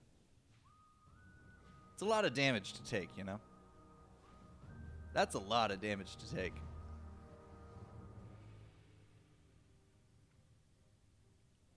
So it's very dangerous to do that. I know that they're doing it for the economy advantage, but it's super dangerous to do that. Gloves of Haste, I imagine, were picked up. Yeah, Gloves of Haste. On the opposite side, Talisman or Claymore. Yeah, take Talisman. It's all good. Okay, there's the alliances. Thank goodness. I thought I was going crazy. So yeah, Water Addicts is one of the Lord of the White Spire teams. Hippity Hoppity, Vodo Lazi, also Lord of the White Spire teams. You can see a lot of 2-stars already being picked up, right? A lot of 2-stars. By round 2, by round 3, you can actually have 6 damage on board. And if you open fort against a team with 6 damage on board and at least 4 on another, you've taken 10% of your health already out of the pool. So getting 1 extra interest, in my opinion, is not that worth. It's 1 extra interest plus a free reroll, I suppose, right? But like, health is something of a precious commodity here. Splix able to pick up this first win. Crocea about to pick up theirs as well with the Summoner Primordial. So that worked out pretty good. Quasar and Explain will take -5. And they're actually down to 88 health in 2 rounds. In 2 rounds, you hear? In 2 rounds. Okay, so we should see Hippity Hoppity's Ray Battle Buddies. One of those 3 should streak this round. A lot of 2-stars being picked up across the board. You can see some 2-stars. Already a full 2-star lobby here for Splix. It's not quite brawny, but I'm betting that this will become a brawny. And we're just going to try to feed this kills to Snapfire. Hope y'all are ready. That's what I imagine. So Water Addicts and Karina. Water Addicts, Wolf and Karina. Karina's taking on Crocea on the right. We got Splix and Wolf here on the left. How you doing, Serious Sam fan? Just me today on the desk. Me and my inner thoughts. Which I've kept at bay, mostly. Nice win here for Splix. Crocea will actually take a win there as well. Now, it's not going to be a streak for Water Addicts because they lost their first round, but -4 to Karina and crew. Oh, their team name is Twitch TV/Karina. That's funny. Just noticed. I think this is an item round, right?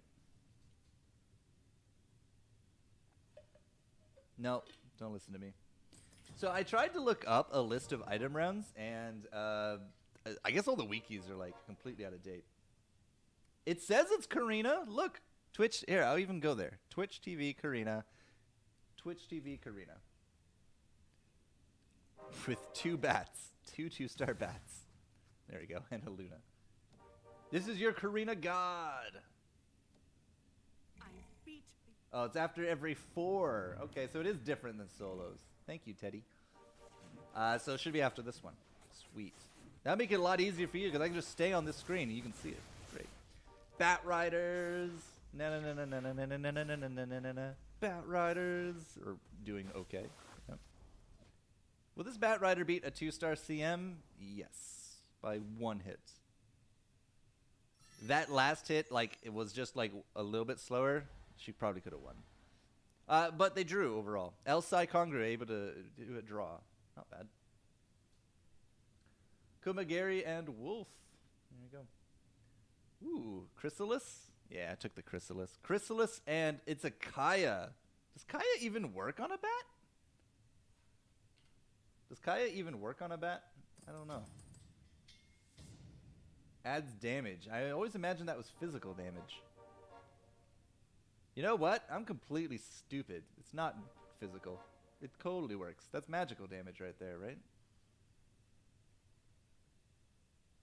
Yeah, so the damage meter should be, yeah, so the Kaya should work out fine. It's great. Hippity Hoppity, the only one streaking right now. It's alright. Not super worried about it. Wolf on the right, Karina on the left, the Knights. Oh, they're up against 4. So Hippity Hoppy trying to protect the win streak by going into 4 units. Looks like 4-unit caster? Question mark? It's not Knights, it's Warlock, 2-star Drow, and a Bat. Well, that will win. On the other side, Wolf actually gets completely smashed by Warriors. Looks like Warriors in it, right? So that's 6 damage and a 5 straight going to the Hippity Hoppity. So we're going to hop on over to the Hippity Hoppity. Since they are streaking, let's see if they can protect that. It's Triangle. What a name. Triangle up against Cubsy. Yes, Karina is Kumagari. I get that, but, you know, obviously for the people that don't know that and for the VOD's you know, usefulness later down the line, we're just going to call him Karina. I will grind their bones to dust. So Cubsy here and Triangle on the right. Cubsy with the 3 warrior. Triangle with the, yeah, the troll warlock. This is what just beat the Karina group. Not going great for Triangle, and it doesn't look like it's going to be great for Cubsy either. So this streak could be completed right here, because I'm pretty sure they're not going to win. A lot of good healing, a lot of bats. Actually, it's like 3 people with 2-star Bat Riders this early on. It's interesting. No, I identify as Karina. I mean, yeah. Gotta go with what they identify as, you know? This is 2020. Gotta be respectful. Look at all those archers up for his Triangle. Triangle with looking for the Drow 3, gets a 2-star wind, has a Weaver on top of it now. 2 life stealers in round 7. Ooh, that's pretty good. So if you can get a 2-star Pudge, you can slot in the life stealer on top of that, get Heartless Hunters. Easy win, fam. Easy win. So here's the Water Addicts coming in. Crocea and Splix, who is a.k.a. Jason, with the teleport with the dagger. So the dagger comes in. The Tiny just immediately throws up a stun. And it looks like it will actually be enough to kill one of them. The punch from the Walrus is what I probably would have put my teleport on. Because that thing hits so hard. But God, it's crit! What? Did that Tusk really just get crit? Oh my gosh. Doesn't matter. Looks like Triangle was able to carry forward very nicely. And that means KEKW and Battle Buddies are actually now the streakers. So let's take a quick look up to Battle Buddies. Got a crush on Astolfo. Astolfo. Yeah, that's a name.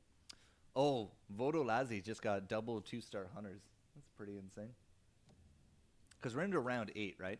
So after this will be an item round, but it's dragons, insects here on the left, and it's LC healer human bloodseeker? Yeah, on the right. For I'm just going to call him Emma. Emain? Crit boys. Got a crush on Astolfo. I think we'll win. The slipperiness of Weaver cannot be understated. Definitely puts up some good stars for the win. Emain on the right. Will win because Bloodseeker is still a good unit, no matter what anybody says. So that's going to be some stars. Head over to Cubsy and Triangle. A lot of people at 4 units. You can see we actually have only one at 5. Desolator? No, Cloak. Cloak? Really? Who are we putting a Cloak on in a Brawny comp? Nick's Assassin, apparently. All right. On the flip side, which I assume Emain wanted a Cloak. Didn't get it. Got the crit instead. I think it was the crit. It was the crit or it was the Vanguard. The Chrysalis or the Vanguard. It was one of those two. So we went up to 4. Actually, they're at 4 already, right? KEKW and Hippity Hoppity both actually at 5, which again, like, feels a little interesting because they're not solidifying their grays and greens into 3 stars, which you don't have to, right? But it does feel very solo mentality to go up that quick. A lot of people still at 4, a few going to 5 now. Maybe it's to protect streaks, right? Someone got a 3-star bat already. It can happen, Asian. It really can. You got 2 people looking for 1 unit, and if you stay at 3, if you stay at 4, right, your percentage of finding it is much higher than 5 or 6. So solidifying into these 3 stars can really give you a boost to fight upwards against unit counts. Here's our Underlords coming in. 94 to 62. We're 10 rounds in. 94 to 62. Not bad. For our Underlords, it's a good smattering. Actually, there are so many happy hour jewels. Holy. That might be the most jewels I've ever seen in a duos. That's insane. That is actually insane. So good smattering of everyone. 1 Hobgin. Hobgin definitely a little bit on the lower side when it comes to popularity in duos. Unless you're going mages or like Let's Go Crazy Knights or Let's Go Crazy Warriors, most people don't really seem to pick Hobgin. Yeah, you can see the streaks. Just a little bit peeking off to the left. All right, Alfonso and Emain looking to protect their streak. Emain doing very well on their side, but has to get through a Nesix now. That dropped Golem just there's nowhere to go. Funny stuff. Doesn't look like Crush on Astolfo. God, I'm not going to say that ever. It's going super well, especially with that tiny toss, but has to deal now with Jewel, and the insects actually might turn this around. That lifesteal Jewel wasn't enough to carry the round for Battle Buddies. Ray and Lois will take the win, but surprising durability by the end of it. Flames for everybody. Who's still fighting? There we go. -11 to the water addicts. Oh, that hurts so much. And now, to present the evidence of why you should open fort on round 1, the top team, the Smuggler 2, in a lobby of Lords of the White Spire. Sunsmile and Ceremonials are sitting pretty at 93 health, the only streakers, and 6 units. 6 units, I have to imagine, is just to protect the streak. But it's Heartless Insects on the left, Brawny, full Brawny on the right with Dragons. When it comes to brutes, oh man, this poor spider. This poor spider got thrown into the corner. Oh, and then Abaddon healed it. Oh, that feels so bad. Oh, that feels so bad for Ceremonials. Oh my god, he got trashed. And Sun Smile got trashed as well. Again, there's something to be said for the power of stars and fewer units.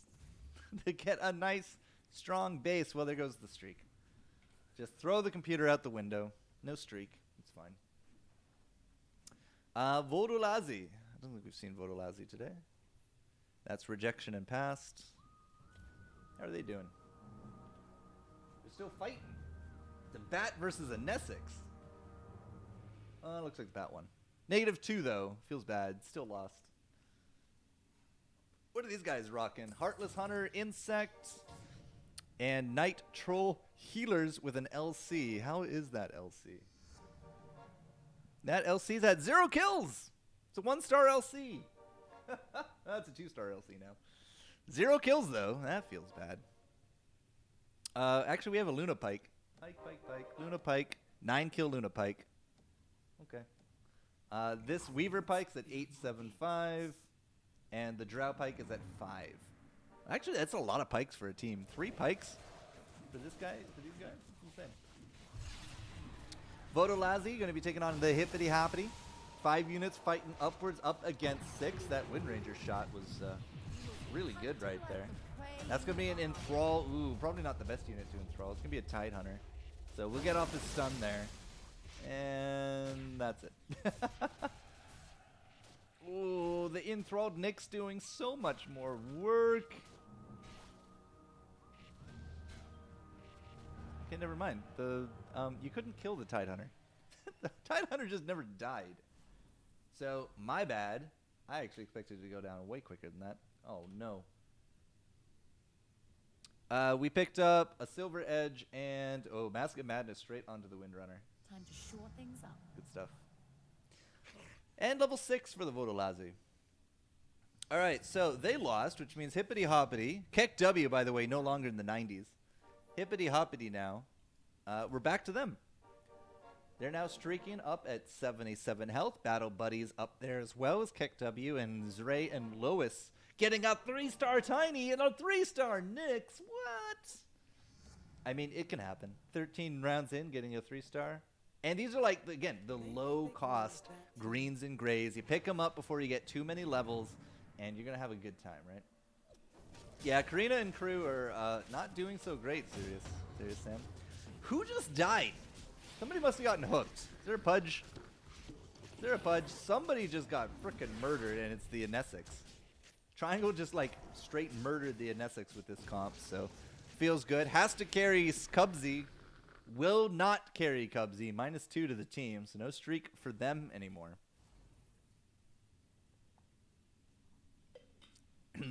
Karina and crew still fighting, actually. Whoever gets 8 or 7 here doesn't make it into top 8 in next match. Oof. Well, I imagine, right, it's going to be top 4 from both have the highest chances. Oh, Karina and Karina's down again. Oops, there we go. Karina and Wolf. Looking at the chop block. A 3-star Warlock to go over to Zray and crew. We have a 3-star Bat. 19 kills. 1 kill Luna. That's not great. That's a 1 kill Luna. That's a 0 kill Luna.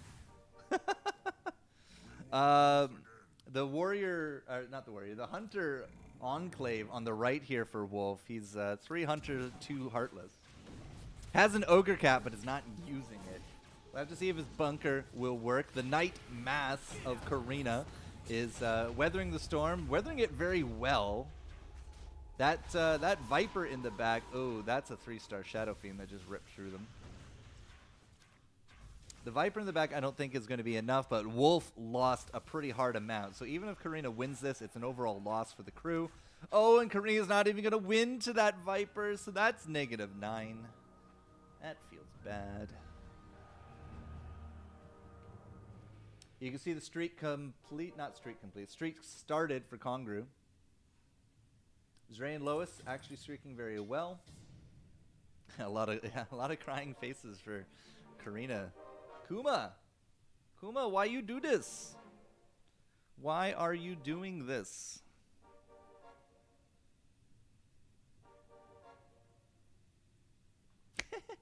That's a Terror Blade with a hat, but nothing to activate it. So there must have been like a pretty good solid base for a Bloodseeker or something early that just didn't work out for Wolf because he has that useless hat now. All right, Tiny in the back tried to did throw the Hobkin forward, but it's not going to be enough. Karina swept house on that one. Let's take a look at Wolf. Wolf is struggling a little bit with the Hunters. Hunter Heartless has that bunker in the back, but there's a Weaver that's infiltrated it. I'm not sure the Weaver's going to be enough. The 2-star Shadow Demon doing some work, but the Demon's out, and I think there was a Broodmother on that team. And so Wolf will lose, but Karina will carry. That's -9 applied to the Hippity Hoppity. So they're still in it, boys and girls. They're still in it. The lobby goes from 77 now to 16. A lot more 2-stars now picked up for a lot of people. Let's take a look at the tab. 10-4 at the top. 10-4, good buddy. The Battle Buddies. 10-4 Battle Buddies. Almost leading in net worth on top of that as well with the Assassins. But Karina and crew, they're not at the top of anything.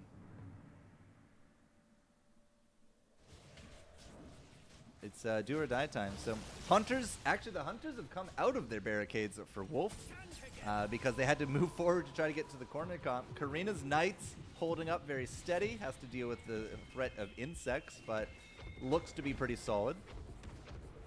Wolf, on the other hand, is having a lot of difficulty chewing through the Knights of, who's Wolf fighting? Past 376. So Karina will carry, but not enough, I don't think. Oh, it's a draw. Just barely not enough. If that bat right there, if that bat had died, it would have been a different story. And this should be items here as well. There they are. Moonshard seems like a good shoe-in, but it's not on the Hunters. We actually got a Maelstrom for Wolf, and it is going to be a Moonshard on the Luna. So that Luna picks up the Moonshard right there. I have Scatty for the Water Addicts. So many 2-stars. Too many 2-stars. 3-star Shadow Demon for the Water Addicts.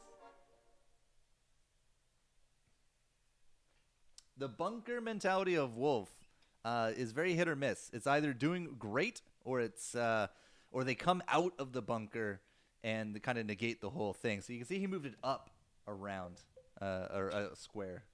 So he's just moving up a little bit farther to try to make sure that we can use those walls to their advantage. So Zray and Lois looking to see if they can knock out our first 8th place of round of 16. The Knights for Karina seem to actually be going down at an alarming rate, but ooh, Wolf. Wolf has a big mass of Hunters to get through, or sorry, Warriors to get through, and the Hunters are just not doing it. Karina will get, what, 7 on board? I don't think that's enough. That's a negative. Yeah, that's a -4. It's not a death yet. Karina and crew are still in it at 12 health. But Zray and Lois will take them down a notch.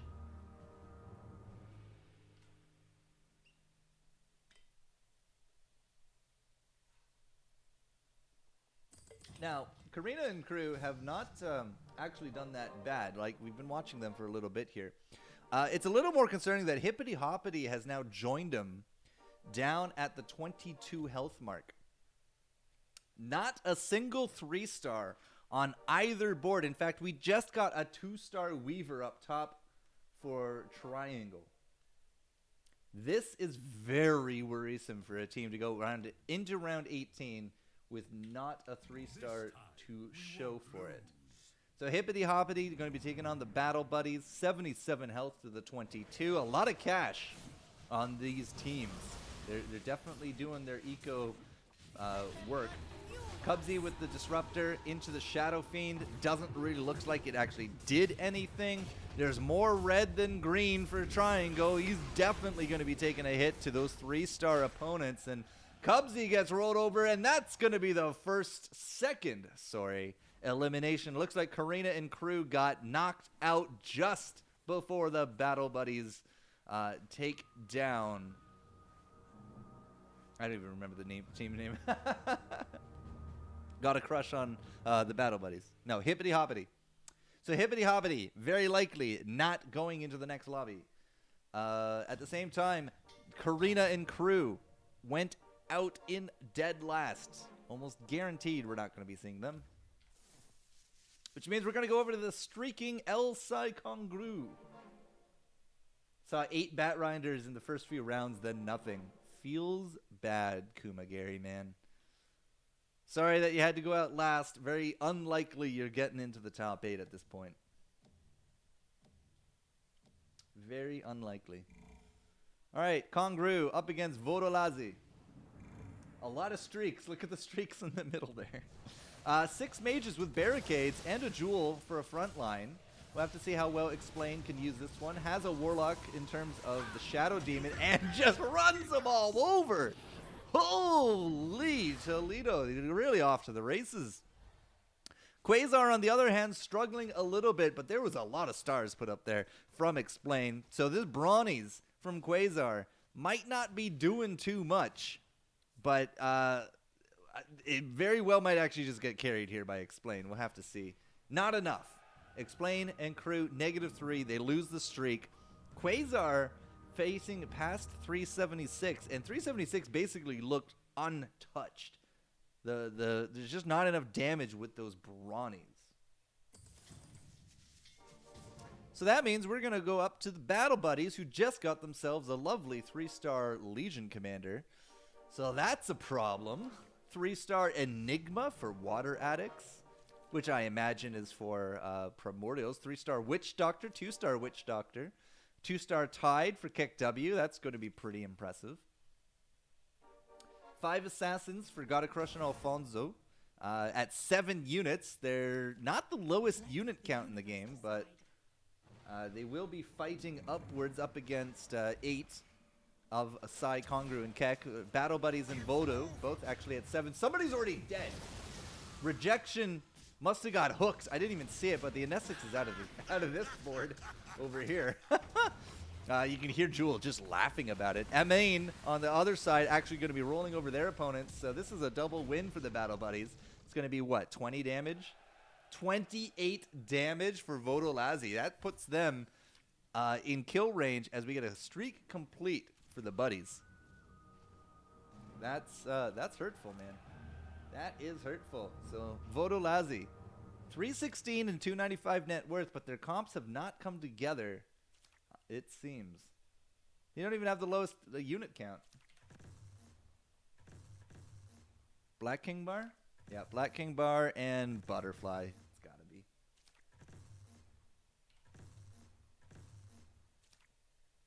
Alright, we're gonna swap over to Vodolazi then, because, ooh, some 3 stars. We'll see if that's enough. We're at 8 units here. They have just hit 8 units. They cannot go up again. They don't have the cash. It's not gonna happen. Yeah, you can't see the units, but it's all good. 3-star, what is this? A 3-star Warlock. It's really the only thing on Past's board, but he has the 5 Knights, the 2 Warlocks. I have not noticed that the names have been broken. I am so sorry, guys. Why nobody tell me the names were broken? Yeesh. Double Marana for Rejection. He's sitting at 3 Hunters, but he has the double 2-star Maranas. No, just a 1-star Marana and a 2. But the Hunters, ooh, they really got to work on this one. That's going to be a Void Spirit Intro. I imagine we're looking for 3 Hunter and Void. Can the 3-star Wind Ranger defeat the 3-star Wind Ranger with help? Oh, I don't think it's going to happen. Past 376 on the other screen, however, has a lot of green showing. The Knights have held with the 4 healer. And even though the Rejection will lose by 3, it will be a -12 victory for Vodolazi. So they will take some chunks out of Zray and Lois. A few more heartbeats added to the scoreboard. 3-star Morphling for El Sai Kongru. That's going into the 6 mages. And past 376 just got his second 3-star. Third 3-star. 3-star Omni, 3-star Luna, 3-star Warlock. Well done, well done, well done. You have to imagine, though, with this Void Spirit and a Templar. Oh, there it is. It's already in. We have the Voids. There's the Enigma. 1-star Enigma, but hey, man, voids are voids, right? This is 10 versus 10. KEKW could actually be looking at their very first not top 2 finish. They gotta beat the Heartless Hunting Voids. They gotta beat the 5 Knights with 4 healers backing them up, and it looks like the Brawnies will be enough to take down the Hunters. But past 376 will not go quietly into this night. That is so many stars on the board. The Brawnies actually are going to get turned on. The enthrall on the Abaddon. Oh, that made it very close. But as I said, past 376 is not going to go easy. -16 to Sunsmile and Ceremonials. That would be 5th place. The choke is real. Vodolazi will hold on. Past 376 is insanely strong, but Zray and Lois just added another 3-star to their lineup. It's going to be an Abaddon. There's the second 2-star Mirana for the crew of Rejection. Can he even slot it in? Not if he wants to keep this Tidehunter. He can replace the Tidehunter for the second Mirana. I just don't think it'll happen. We're 2 Drows away from a 3-star, so that's probably not going to happen anytime soon either. Because finding a Drow at 8 units is insanely tough to do. All right, Hunters, you're all going to get silenced. You all got bows. Use them. Doesn't matter. Past 376 is charging forward into the magic bunker and gets run over. What happened to the night bonuses? The double coddle is going to sweep. Triple coddle on top of it, but past 376 is just not one to go down easy. The Hunters will win. But the magic from past 376 still wasn't enough to even it out. So the Knights held on. The Mages weren't able to take the win. And Vodolazi will still fight above their station to start chunking these other players.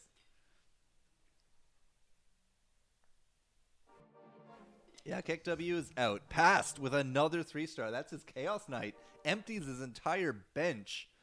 Rejection and Past are not econing at all. They are sticking at 8.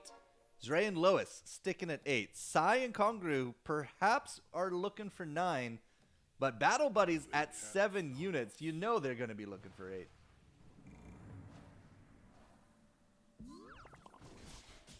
All right, Heartless Hunters Voids and the Knights partner are going to be taking on Zray and Lois. Zray and Lois sitting at 25 health.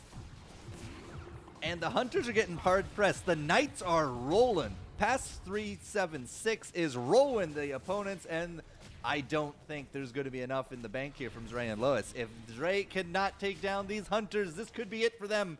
25 health. Was there enough stars in the bank? 22 will leave them at 3 health as Vodolazi streaks into the endgame. Oh my goodness, Elsai Kongu got hit so hard on top of it. Oh no. That's not great. Refresher picked up and a Moonshard.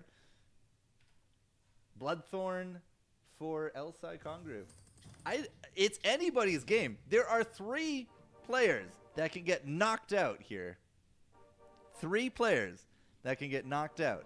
We're going to go to Quasar and explain because they are getting 3 stars like crazy. Look at all the 3 stars up top. Oh my goodness. Explain has 5 3 stars and is looking for a Lich 2 to add to the bench. Oh, wow. The Brawnies. How many kills? The Brawnies, 72 kills for Quasar. They got to make this work. They got to have this one hit hard because anybody can die in this round. It's a good start here for the Brawnies. The Mages are looking good. The Mages are running people over. That's 1. And there's the second coddle coming through. Maybe not. Okay. There it is. Boom.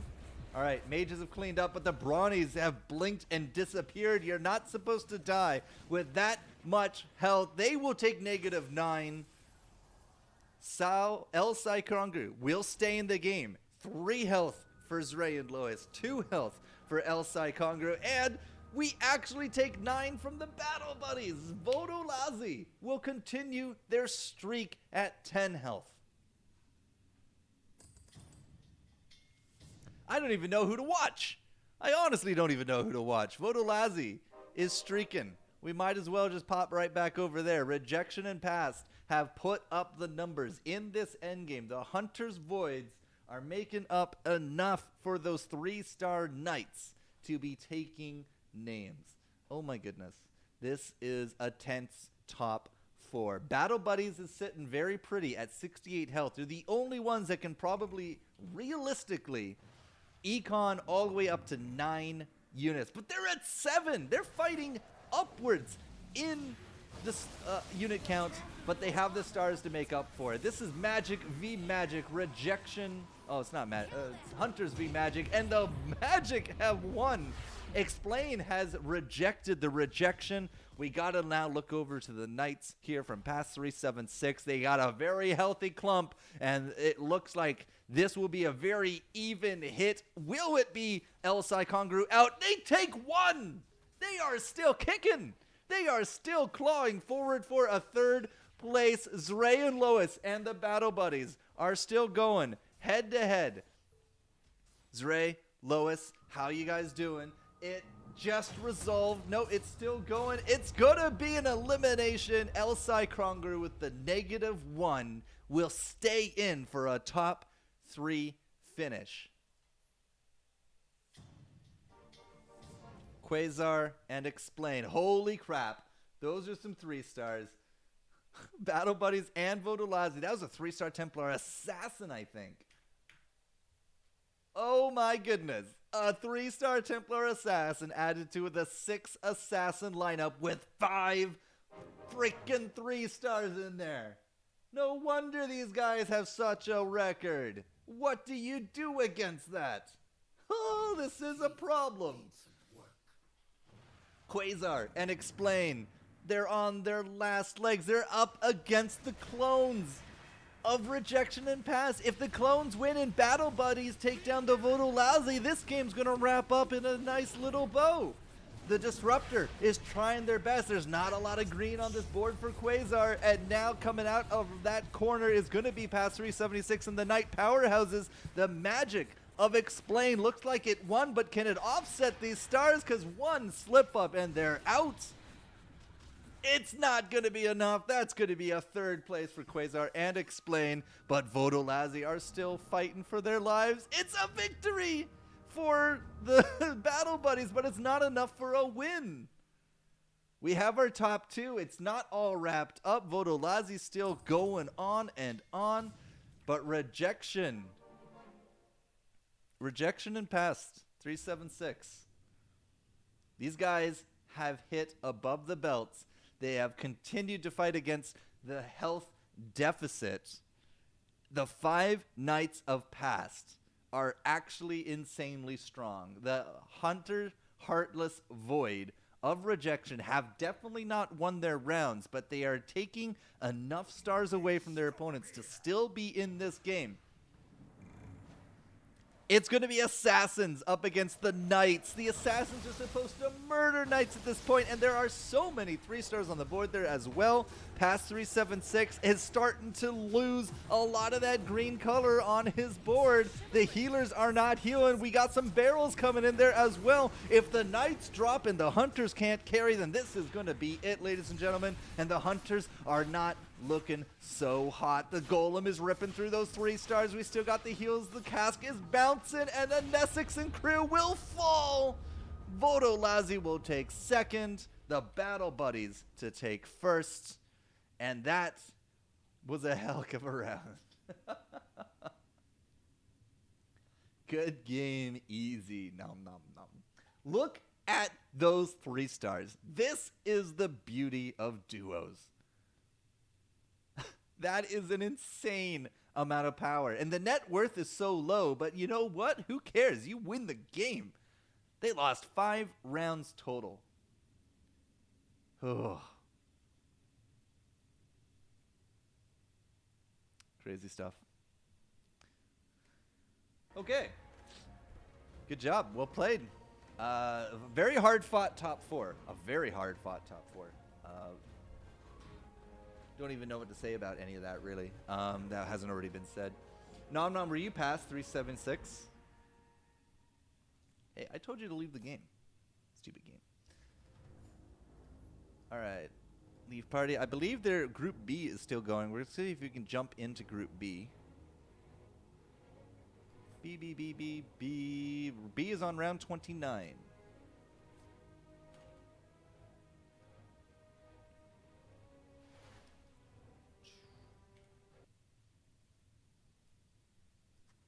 All right, so this is Duo's Group B. We're down to Mischief Makers and Panem Circenses. What? Well done, guys. Getting into the top.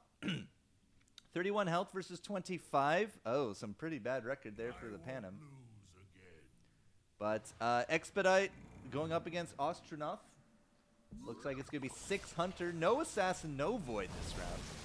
And only 3 Heartless. Had to opt into 2 Scaled, likely because there's a lot of magic out there. But has the barriers, has a Tombstone and a Thunderhide on top of it. The Hunters look like they're going to hit their marks.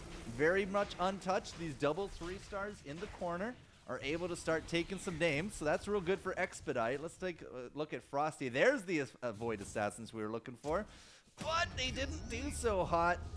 Oh, that's not going to be enough from Frosty, but Expedite was able to carry, which means that Mischief Makers of Astronaut and Cyrillics are actually now going to be taking a back seat on the health. Brawny at 191 kills.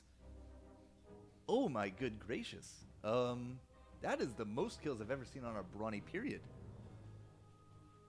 191 kills. What the heck have you been feeding these guys, Cyrillics?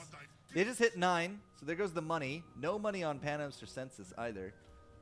Astronauts with some decent 3 stars has a pretty meta kind of comp. Astronauts will be taking on Frosty. This is Knights versus Assassins. This is where, again, the Assassins should shine. They get into that backline. They blow up the Witch Doctor. We have the Chrono Cube. The side supports are done. We're not even going to get an Enthrall off at this rate, and the Assassins might have actually cleaned house on this side of the board. Astronaut will fall. Expedite with his Heartless Hunters. How is he doing? Not so great. That actually is probably not a win for the Panem Circenses. It isn't. -7. Wasn't able to carry hard enough. So we're going neck and neck. 18-17 for the health in the final 4. Round 32. I'm still rather mortified at 202 kills. My goodness. It's a 3-star Viper. That's almost a 3-star Snapfire. But good luck finding it at Unit 9. Unit 9, good luck finding that. Gets a 3-star Beastmaster, though. That's pretty insane. Has to put in a unit! Oh, no! Did he not put in a unit? He didn't! 1, 2, 3, 4, 5, 6, 7, 8. Didn't put in a unit! Oh, no!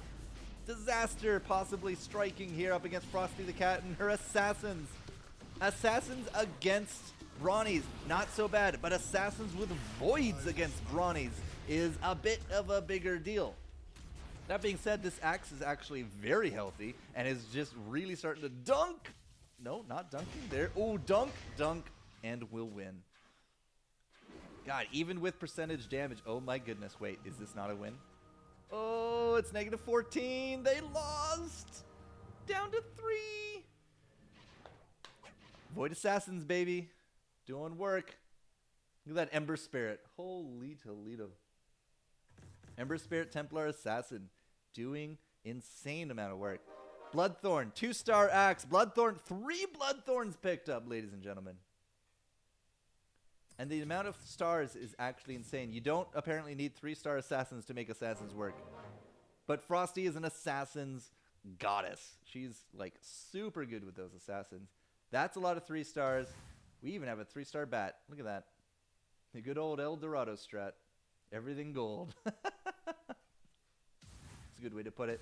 Actually found a 3-star Snapfire this late in the game. Pretty godlike. 2-star axe now slotted in here, as well as the Brawnies at 212 kills are going up against the Heartless Hunters.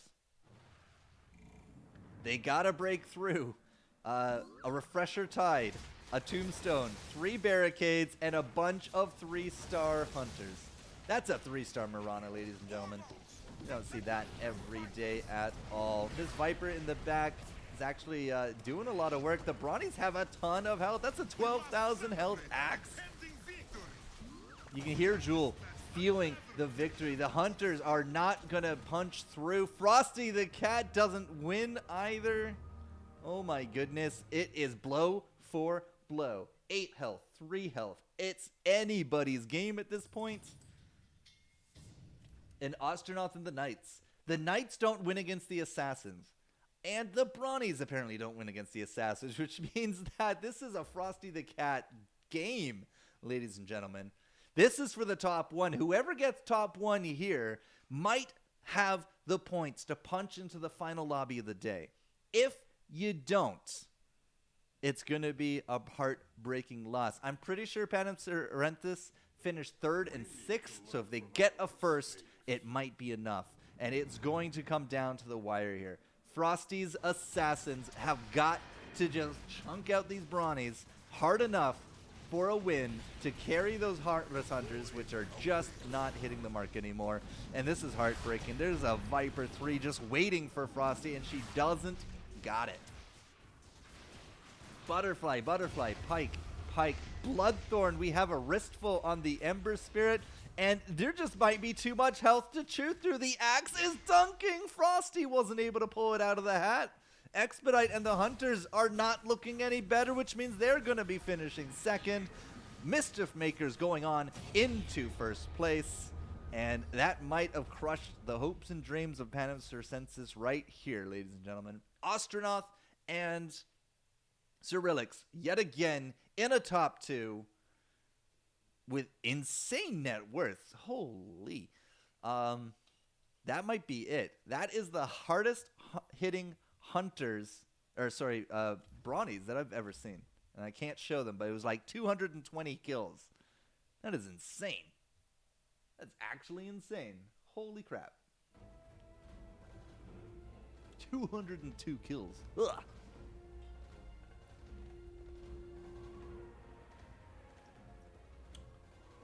You just gotta like take a moment to cool down from that one, guys. I've been told that the games are ready in 4 minutes. We don't have scoreboards. I'm going to put up a 4-minute timer. We'll see what the scoreboards say when we come back. And we will talk about our final lobby of the day. Thanks for sticking around. You guys are amazing. We'll see you soon.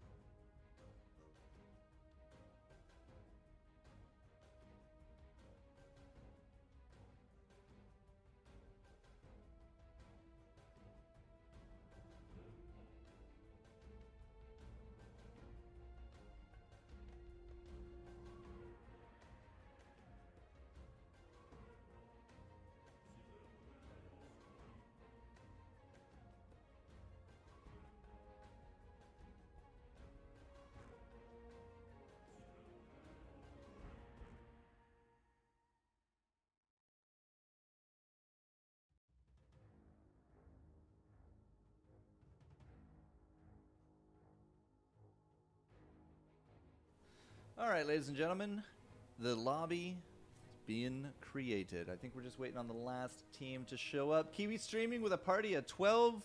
Good game well played today, Kiwi. Saw you do some good work there on stream, but yeah, sorry it didn't finish into the top 8. In fact, the top 8, as we speak about it, boom. Rejection and pass 376, going from 4th, 1st, and 2nd to be our points leader today. So they will be starting off top seed here in our last round. In Joker and Namasaur, Sun Smile and Ceremonios, Cyrillics and Astronaut, Quasar Explain, Zray, Sadlols, Jason and Crocia, the Panem Sorensis of Expedite and Frosty the Cat will be the cutoff.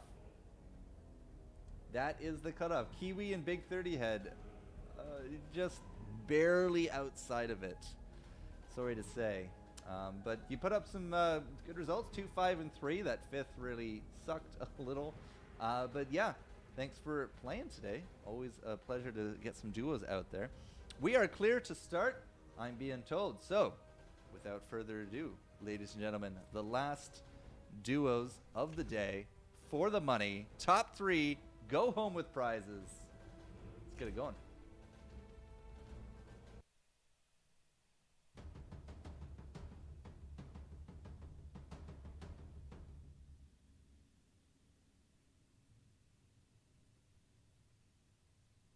Okay.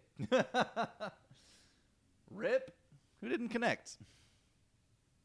We're all good, right? Boop, boop, boop, boop, boop. Yep, I think we're all good. Waiting to connect.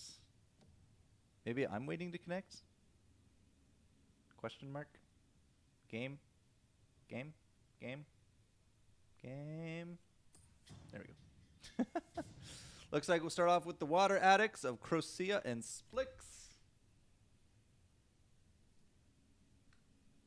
Connect, please, Pepe Hands. Never mind that. Group A was not nice. No, it was pretty cutthroat, Kiwi. It absolutely was. Absolutely was. Oh, I can't see the alliances because the screen regioning doesn't have a DPS meter yet. I had to deal with Steph twice into Group A. Steph was never in Group A. Steph never once got into Group A. Sorry, Kuma, though. Yeah, you had to. You had some pretty bad luck when we were watching. Yeah, you definitely fell pretty quick. Keck W once again open fording, but it looks like they found some opponents that were sort of open fording, so they only took 3 damage. Elsai Kongru will take their 1, -3 here to the Water Addicts. Duos can be a game of luck, a game of cutthroat, game of little bit of trying to maneuver and the balance between going up in levels versus finding your 3 stars. So yeah, it's a fickle mistress for sure. Definitely a fickle mistress. You know what? This actually isn't even Group A. This is just finals. I don't know why I have Group A up there. Duos finals. Do I not have sound? I do have sound. Okay, cool. There. Duos finals. Easy as that. Duos with dual view. Yeah. Hey, Foreign Sticks. How you doing, buddy? You all ready for your back alley brawl later? I think you're actually casting with my good friend Expedite, who is in this lobby right now. Haha. It's pretty good.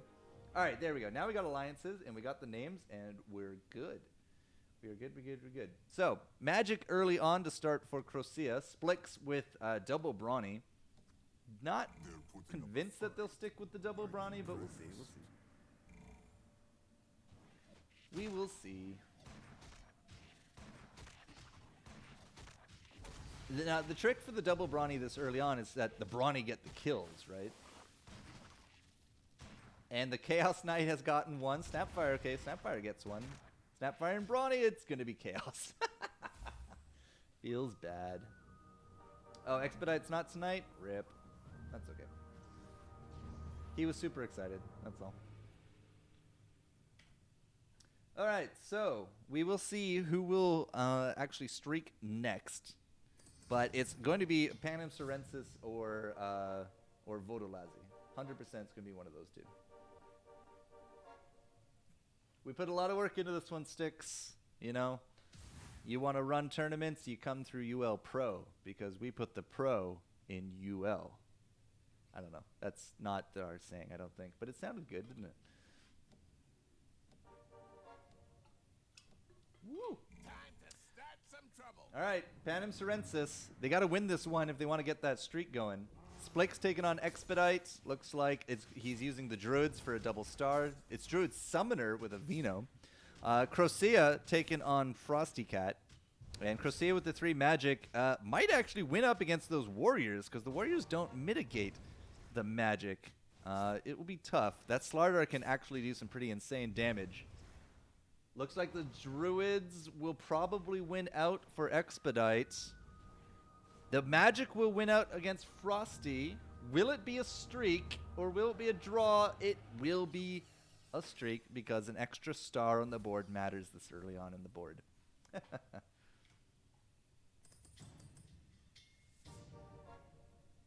Where's my man Forkage? I'm right here, bro. Who do you think's talking to you?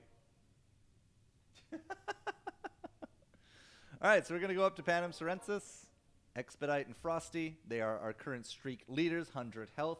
As we said, Warrior Primordial up against, well, not up against, in league with Druid Summoners. So pretty good, strong early starts for these guys.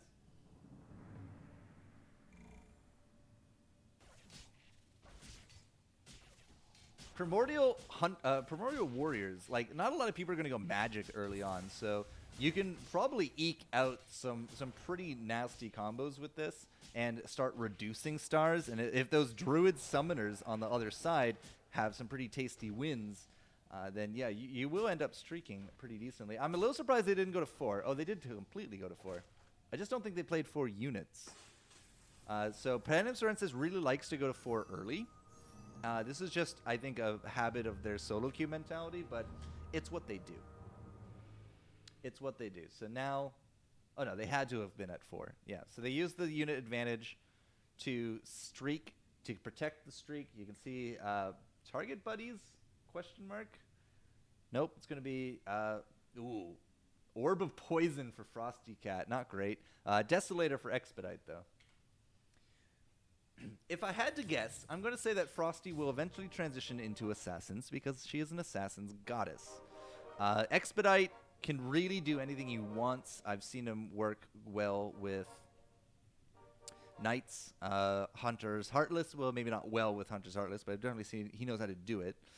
But so far, it's going to be these Summoners, which means we need to start looking for some Savage for Expedite, I would imagine.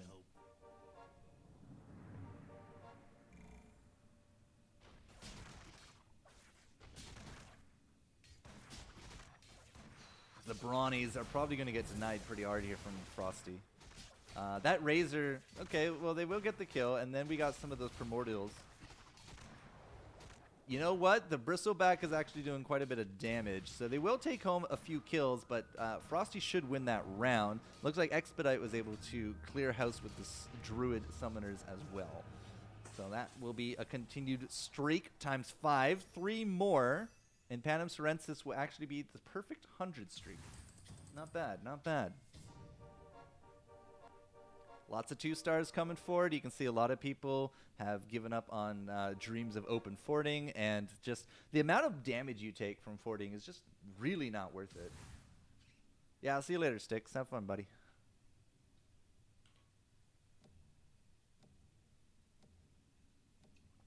Everybody at 4 units now, though. Everyone trying to catch up on health. Use some of these unit advantages. We put away the Primordial here for Frosty. It's just 3 Warrior and a Demon. Who's the Demon? Oh, it's Queen of Pain. So she's trying to get her Assassins in. Still the 2 Druid, a 2 Summoner with a 2-star Arc Warden and the back lines there of Expedite.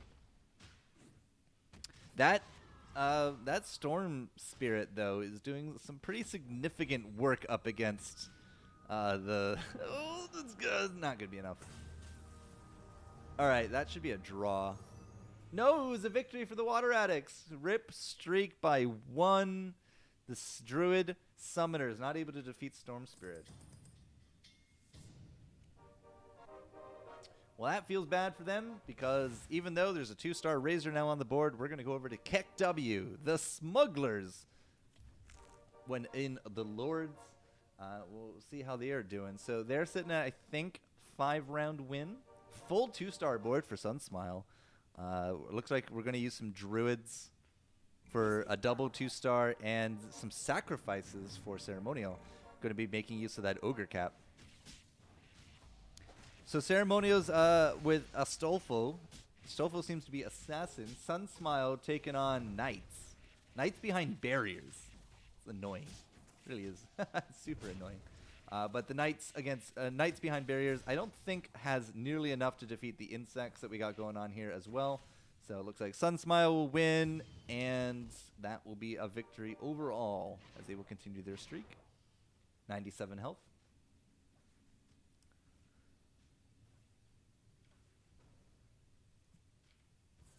Oh, was I not on the right screen for that one? My bad, guys. My bad. All right. Here's our current lobby. We got 2 Assassins players. It's a bit of an oddity. Some Brawny, 2 Brawnies.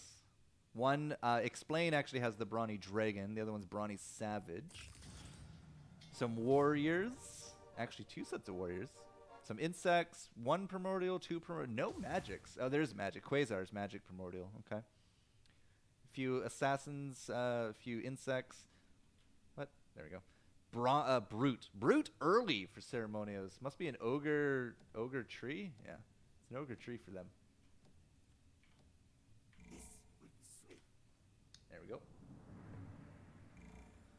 Alright, so Sunsmiled here on the left has to go up against 2 2-star Tusks. Oh my, this is a pure warrior comp coming out from Lois. Ceremonials, on the other hand, looks like he just rolled over Zray. Yep, the Druid Brute LC combo worked out very well. And these warriors might be beefy, but that's all they bring to the table. Weren't able to kill nearly enough of anything. So that's a 7 streak coming in for KEKW. Not bad. One more game, one more win at any rate, will keep their streak going. Zray and Lois are dropping dangerously fast.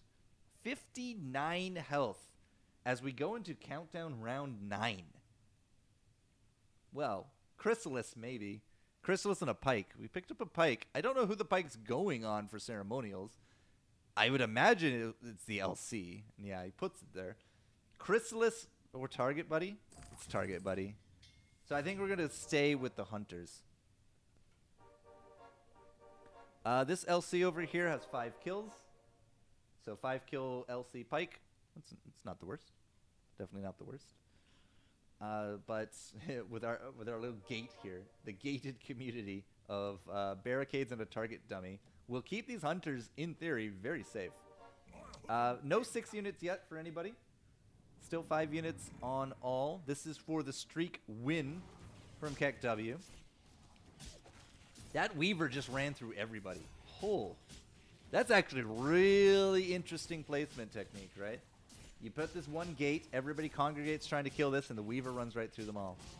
Insane. Expedite and the Druid Summoners, however, are not having any of it, really. They are going to take this win on that side, and it looks like Frosty won as well. Didn't even get to see Ceremonials go down, but Ceremonials has, like, no stars. So, yeah, that feels bad. Here's all the Underlords coming in. That's 14 health. You went from 7 streak win to -14. That's duos for you, baby.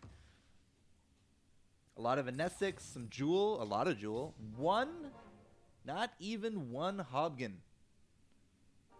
Hobgon, not your hero of choice when it comes to duos, apparently. Nobody's gone Hobgon at all. It's insane. Panem Sorensis. Let's try to get them up into view because they are streaking yet again. They've come for us. Up against Ray and Lois, who are unfortunately sitting at 49 health. Not so great. We got Frosty up here with the Assassins on the left. The Druid Summoner Heartless for Expedite. Jewel apparently going down real quick for Frosty. That's not great. Not a lot of green shown on her screen, but the Druids are going to clean house. So if we can take one more star, not going to happen. -1 loss, and that's the death of the streak.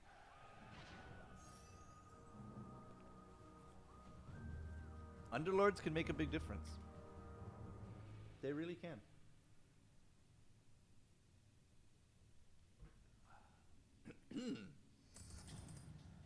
So that means Vodolazi actually are sitting at 3. That's a 3-star bat for the Battle Buddies. Good stuff for them. Rejection and Past. These guys had a really good round last time. They did extremely well. 11 rounds in, 19 kills on those Brawnies. Not a lot on the Snapfires, but that's okay. You're just activating Snapfire with a Viper. That's all they're meant to do. These guys are looking for trouble. Pass 376 looks like Heartless Hunter Insect, so it's not going to be that Knight powerhouse that we saw before. And we're going to be showing up Sun Smiled and Ceremonials anyways. So you can see the gated community on the right doing pretty well for the positioning, but the Weaver can get into that back line, so can that Nyx. Not entirely too sure that matters too much. Rejection got stomped. -24, ladies and gentlemen, at round 11. Oh. The pain of it all. The pain of it all. All right. Nobody's streaking. This is a streakless run, but you know what? We're going to flip the script. We're going to go down to the bottom of the ladder because the melee mates are sitting very terribly at 5 units, 28 health. They weren't even open forting. Oh, they're going to really hate They're me now level 6. Okay, so they get a little bit of dignity back. What is this? 4 Knight Trolls and Troll... Sorry. Knight Brute? Knight Brute for Astronaut. And Druid. That's a weird combo. We'll have to see how Cyrilix does here on the left-hand side with his Knights now that they have 6 units. They've completed some pretty important synergies. Astronaut absolutely rolled. So well done to him. The Knights should be enough. We have double CK on the board because of the Enthrall. Here comes the Golem up against Cyrilix, but I'm pretty sure that those Knights are just going to roll this Nesix right here. The true damage from the stuns, double stuns on top of it. Yeah, they will be completely fine. They bring Water Addicts down another 23 health.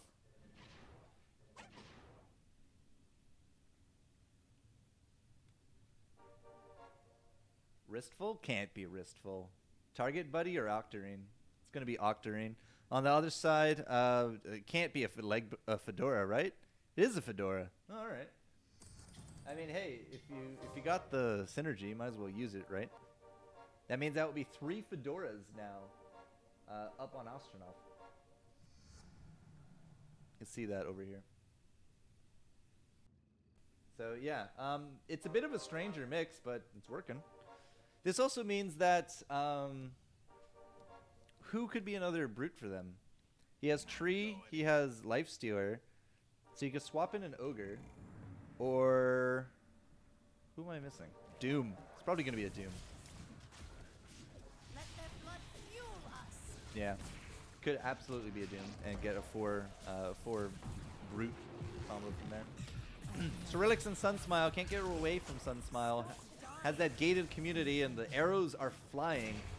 Does not look good for Astronaut. Or sorry, doesn't look good. Wow, for Astronaut either. Looks like he lost to a 3-star LC, which is going to hurt. Yeah, this team just took another 19 for a team at 28 and now down to 9.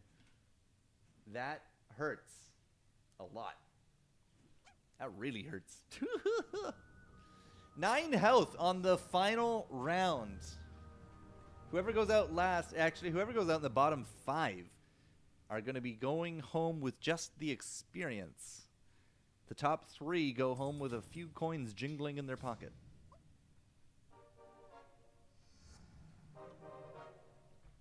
That's a good pickup. 2-star Abaddon can always go a long way here. They don't have the cash to go to 7. A few teams now at 7. But 2 Vigilant placed here for Astronaut. This is do or die. Basically, every round from here on out is do or die for the 9 health melee mates. 9 health.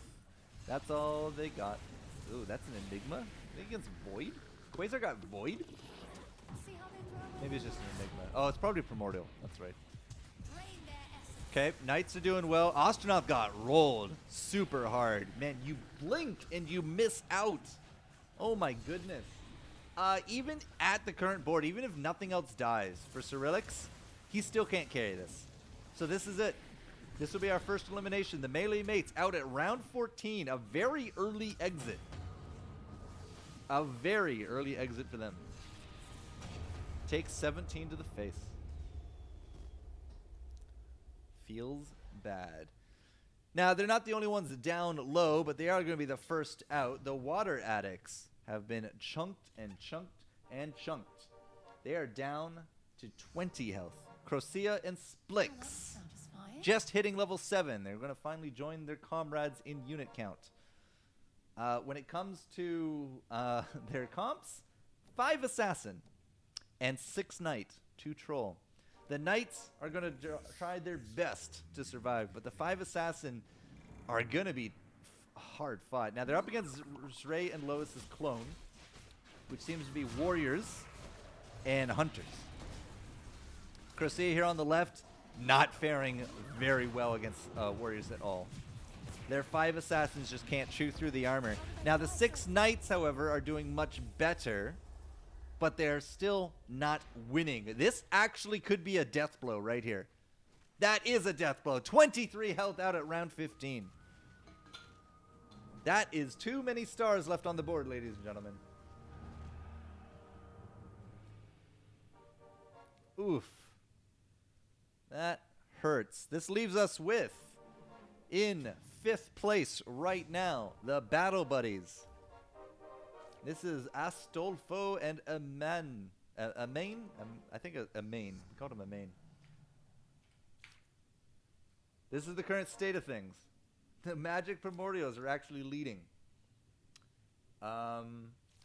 Brawny up there as well. A lot of demons. A lot of 3 stars in the bottom ranks. And the bottom ranks are actually the dangerous ones right now.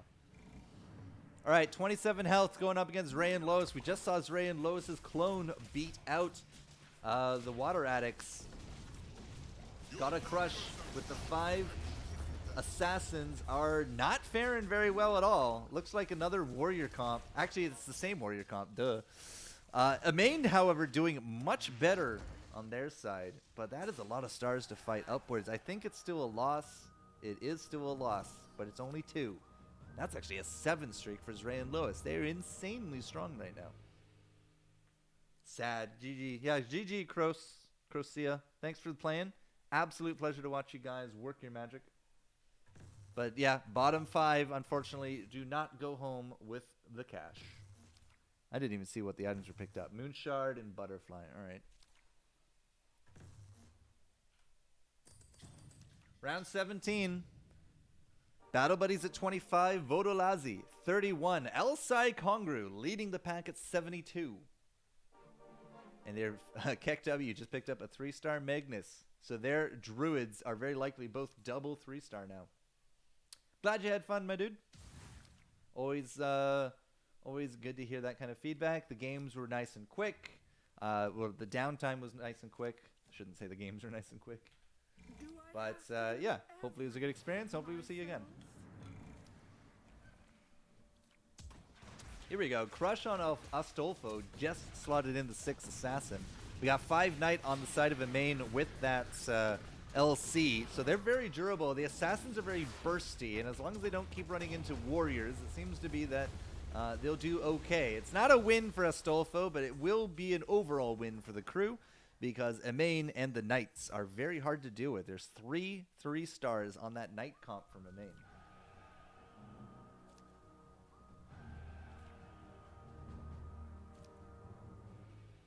$12 health down to the Vodolazi. We'll swap on over to them since they're actually the next ones up on the chop block. Vodolazi just went level 8. Good for them. 3-star Tiny up for Elsai Kongru. This is Heartless Hunters up top and the Brawny down south. The Brawny's sitting at 56 kills in 18 rounds. It's, almost 3 kills a round on average for them. Pretty good. Got a disruptor in there as well. Not okay. They are close to a 3-star bristle, but this bristle with 19 kills has a cloak. So we'll have to see. Can Rejection and Pass 376 maintain a streak? Will they remain in here? From a team going from a 1st to a 5th. Feels bad. The Brawnies are doing okay. They seem to be trading. The Past 376 actually annihilated his side. So as long as we go kind of even with the Brawnies, it will be okay, but it's not kind of even at all. It's still a 4-win. So Rejection and Past will maintain 12 health.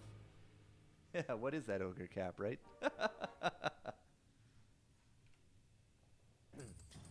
Like the overlay smudge? Ooh, look at this. A Sand King. Sand King gets tossed? Where'd the Sand King go? Did they sell it? He didn't put it in. Must have sold it. No, the Sand King's Sand King's up here. Arrow, where are you? There it is. There's the Sand King. Okay, so we got tossed over and slotted. Oh, 3-star bristle right at the nick of time. Well done, well done. Rejection. Here on the left with the new 3-star bristle, slotted in an axe on top of things. Going to go up against some druids of ceremonials. Pass 376 with the Heartless Hunters has to break a bunker comp up against Sunsmile. The Brawnies are not doing very well. Look at the size of that LC. Oh my gosh. Okay. Rejection 3 stars mean nothing. And on the other side, Pass 376 gets annihilated as well. This is a kill blow, ladies and gentlemen. That is out in 6th place. Will be Rejection and Pass 376. Definitely had a good run. Got into the top 8, but fell at the last moment to Keck W. Panem Serensis, Frosty the Cat, and Expedite. These guys look to be next up on the chop, and that's double 3 stars for them. Frosty has got the 6 assassin in. It's 4 Heartless and some Hunters with a tide for Expedite, but it's a 1-star tide, not the 2-star that they've been looking for. This is a very big Snapfire, and I don't know why. Oh, because the other one's right there. That's why. 1 Snapfire away from a 3-star, but they're 9 health and 8 units. I don't think we can save any money from this comp. The Assassins are jumping in on top of the Knights in the corner. Expedite has to go up against the Warrior Brawny crew. And the Heartless Hunters are actually holding well. Frosty's Assassins clean house. Expedite on the right, however, needs to try to at least lose by as little as possible, and they do get the 3-star down before going out. That, you know, I don't think can get another kill, but the Weaver's got to run through. There is so much poison being applied, and it's just not enough. Very close. It's still a victory. Frosty's stars are able to outweigh that of Expedite, and they will hold steady at 9 health. Butterfly. You got to be a butterfly here for Frosty. Expedite on the right could actually go anything with his comp. He's looking for a refresher tide. It's a Vlad's. It's a Vlad's for Frosty. Don't know who she's going to put it on, but there it is. Some 3-stars coming through as the Battle Buddies claim a 3-star LC and a 3-star Ogre up to Keck W.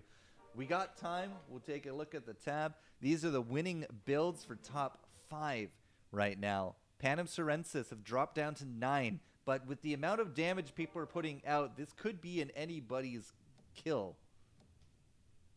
At 20 damage a pop, it could really be anybody dying. It's only Keck W safe right now at 48 health. All right, Assassins got to try to invade this bunker of magic. The magic are running the Assassins over, and all of a sudden, Frosty's army is gone. Zach's not doing too much better. Expedite is getting melted by the Brawnies. They can't put enough arrows into that hide, and Panem Serensis is very likely out here. This 3-star Ember is not enough to carry. They will go out in 5th place, and that leads at 4th place. My apologies. Somebody else went out in 5th place. Who went out in 5th place? Battle Buddies lost the same round, I guess. That means we have our top 3. Quasar, Explain, from El Sai Kongru. Zray and Lois from Zray and Lois, and Sunsmile and Ceremonials up there with Keck W are our top 3 money makers. What up?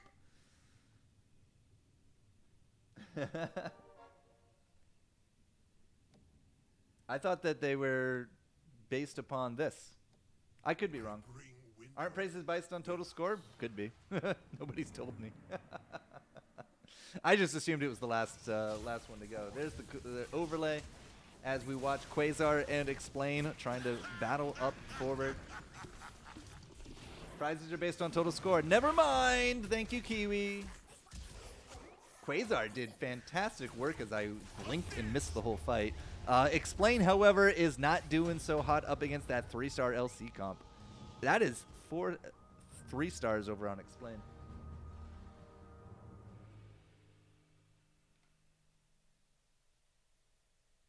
Okay, we hit above the belt. 18, 26, 48.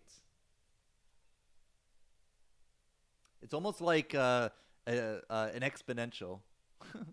You start low and you just keep doubling. Almost that much. Almost that much. Sunsmile and Ceremonials are assured top 3. Dun, dun, dun. That's Keck W, who is currently first. Well done to them. That's a 3-star Shadow Fiend, 2-star Tide Hunter for Keck W. Oh, PogChamp. Elsai Kongru and Zray and Lois both could actually just get murdered right here. That is 2-star Tides. What is this? Quasar's just getting thrown in the air. Holy, oh, that was so much crowd control. We'll have to see if they can follow it up with any kind of damage, but Explain on his side is actually doing work. Going to be taken down. Who's Explain even against? Zray. Going to be taking down Zray. There's enough green here from Quasar to say that Quasar has won up against Lois, but I don't think it's enough for a kill. There are enough stars here for some damage, but it's only half their health. Don't say I was ironically right. Just say I was right. Jeez, Zex. My goodness. 3-star SCM for Quasar. His magic build has come together. I've never thought about this, but a Cadence Blade on a Crystal Maiden. Apparently PogChamp. I don't see her in the damage meters. I really don't see her in the damage meters. Did 69 damage last round. Whoops. Okay. Quasar and the Magic are going to be taking on these this LC comp with a Shadow Fiend, with a 3-star Shadow Fiend. But the LC got run over. Jewel is tanking like a boss, but the Shadow Fiend strikes back. Got to get through that mango tree. On the other side, Explain is rolling over the bots. So this is just a battle of survival, and Quasar and crew looks like they will survive. That 3-star Shadow Fiend got hit real hard by that Crystal Maiden. Yo, does that CM have a Hunter hat? No, that CM has a Cadence Blade. Or are you talking about the other one? Was there another one? Come on, let's go double Cadence Blade. Double Cadence Blade. No, Scythe of Vice. Come on, you want that pig, right? Refresher Orb for Explain. It was a Scythe. Totally a Scythe. Yeah, that's Crystal Maiden with a with a Cadence Blade. Still not showing up in the damage meters. Oh, there she is. She actually got some frostbites. Look at her auto attacks. Woo! New PogChamp strats. Crazy. All right. We're looking for that one last bristle from Explain. Explain's numbers are sitting at 97 kills. Not nearly the 200 kills that we saw before, but still pretty good. 13 health and 18 health. This is a battle of knockout right here. That 3-star Tiny got absolutely smashed, and he didn't do a damn thing about it. Quasar not off to a great start, but the double horses. Oh my goodness, I hope you put money on the racetrack today, because Quasar just took a pretty convincing win. That is, I think, about 10, 12 stars. Explain has to take down a lot more stars than he's currently holding. Explain is about to get run over by this super durable comp from Lois, and I don't think that's an overall win. I don't think it's a knockout, but it's definitely not a win. -6 to Explain, and Quasar puts him down to 12 health.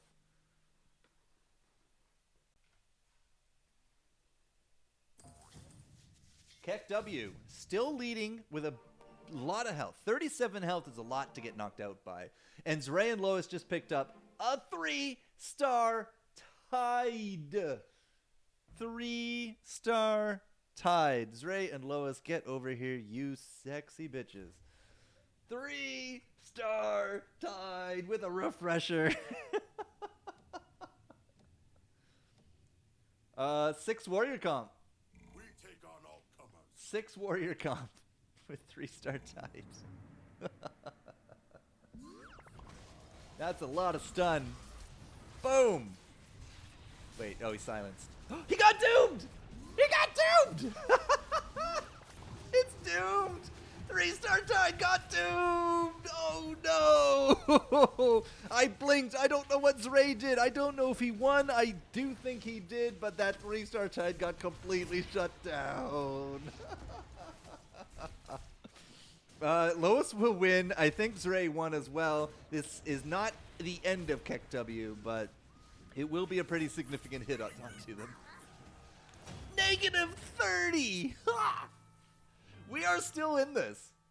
Wait, who got eliminated? Oh, did we lose out Sunsmile and Crew? No, they lost. Who did we lose? We lost Elsai Congrou in that fight. Quasar and Explain. Rest in peace, buddies.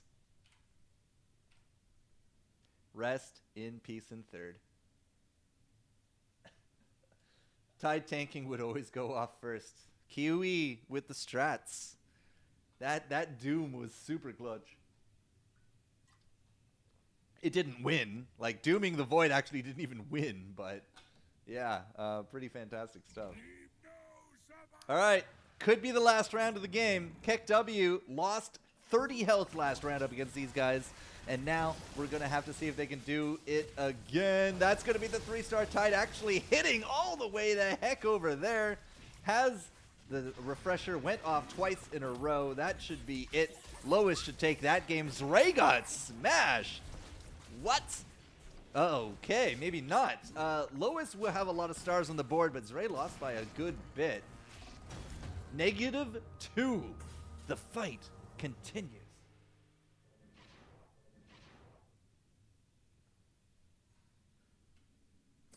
Round 28. If we have another round, this is an item round. So if Keck can fight back or they don't lose 5 health, they could actually still continue on to this.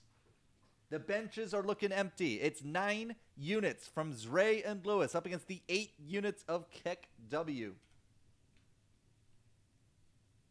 Net worth at 417 is, again, amongst the highest I've ever seen with those 6 warriors. A lot of 3-stars to boot, but Ceremonials is the 3-star master. Lich 2 or Troll 2, yeah, they're just looking. They're just looking. All right, we've swapped partners. We got a lot of Ceremonials now in here. Why is this not open? There we go. There goes Zeno, I think. Nope, there goes Anesix. Anesix got down before an Enthrall. That is not great for Ceremonials. Lois has a lot of stars. I blinked and missed out on Zray. My god, they are just finishing their fight so quick. I don't know who won this one, but it was! I actually don't even know. Ceremonial Keck W got second. Zray and Lois. Zray and Lois win. -31 frickin' hurts. I guess Zray just had Zray had a 9k damage Terrorblade. You can see it over there. It's crazy. 9k damage Terrorblade, 1 for Zray. Zray and Lois take home first place in the final lobby of the day.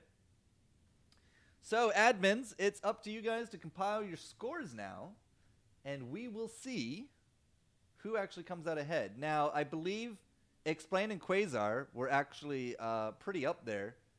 I'm relatively certain Frosty the Cat and X-Bite would not have gained enough points to overcome any of the leaders. But Ceremonial, Sunsmile, and Zray and Lois, I believe, were top 2.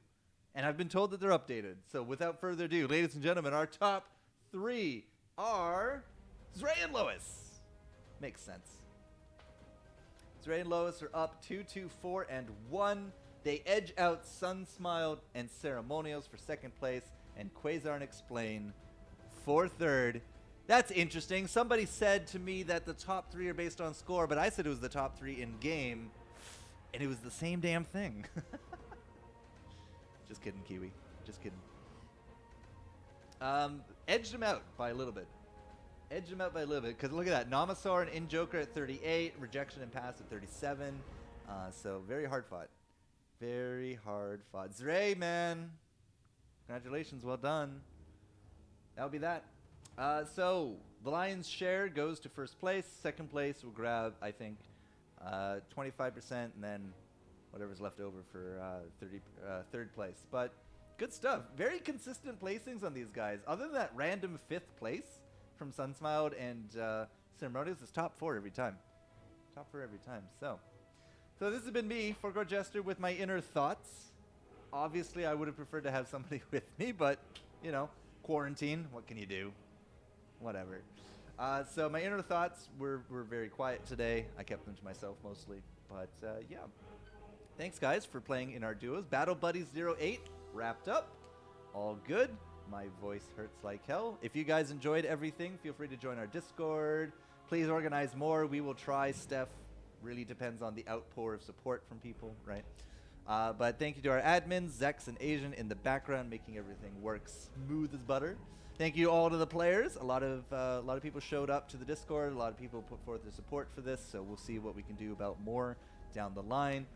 Let us know about feedback of overlays, of terrible casters that you want to replace, better admins, better players, you know, whatever you want. Drop it in the Discord, and thanks for hanging out. GG, well played. Congratulations to the winners. We will see you next week for the beginning of Season 7 solos, I think. Pretty sure. But again, hit our Discord. The announcements will be there. God bless. Stay safe out there, guys. We can all get through this together, and we'll play lots more Dota Underlords next week.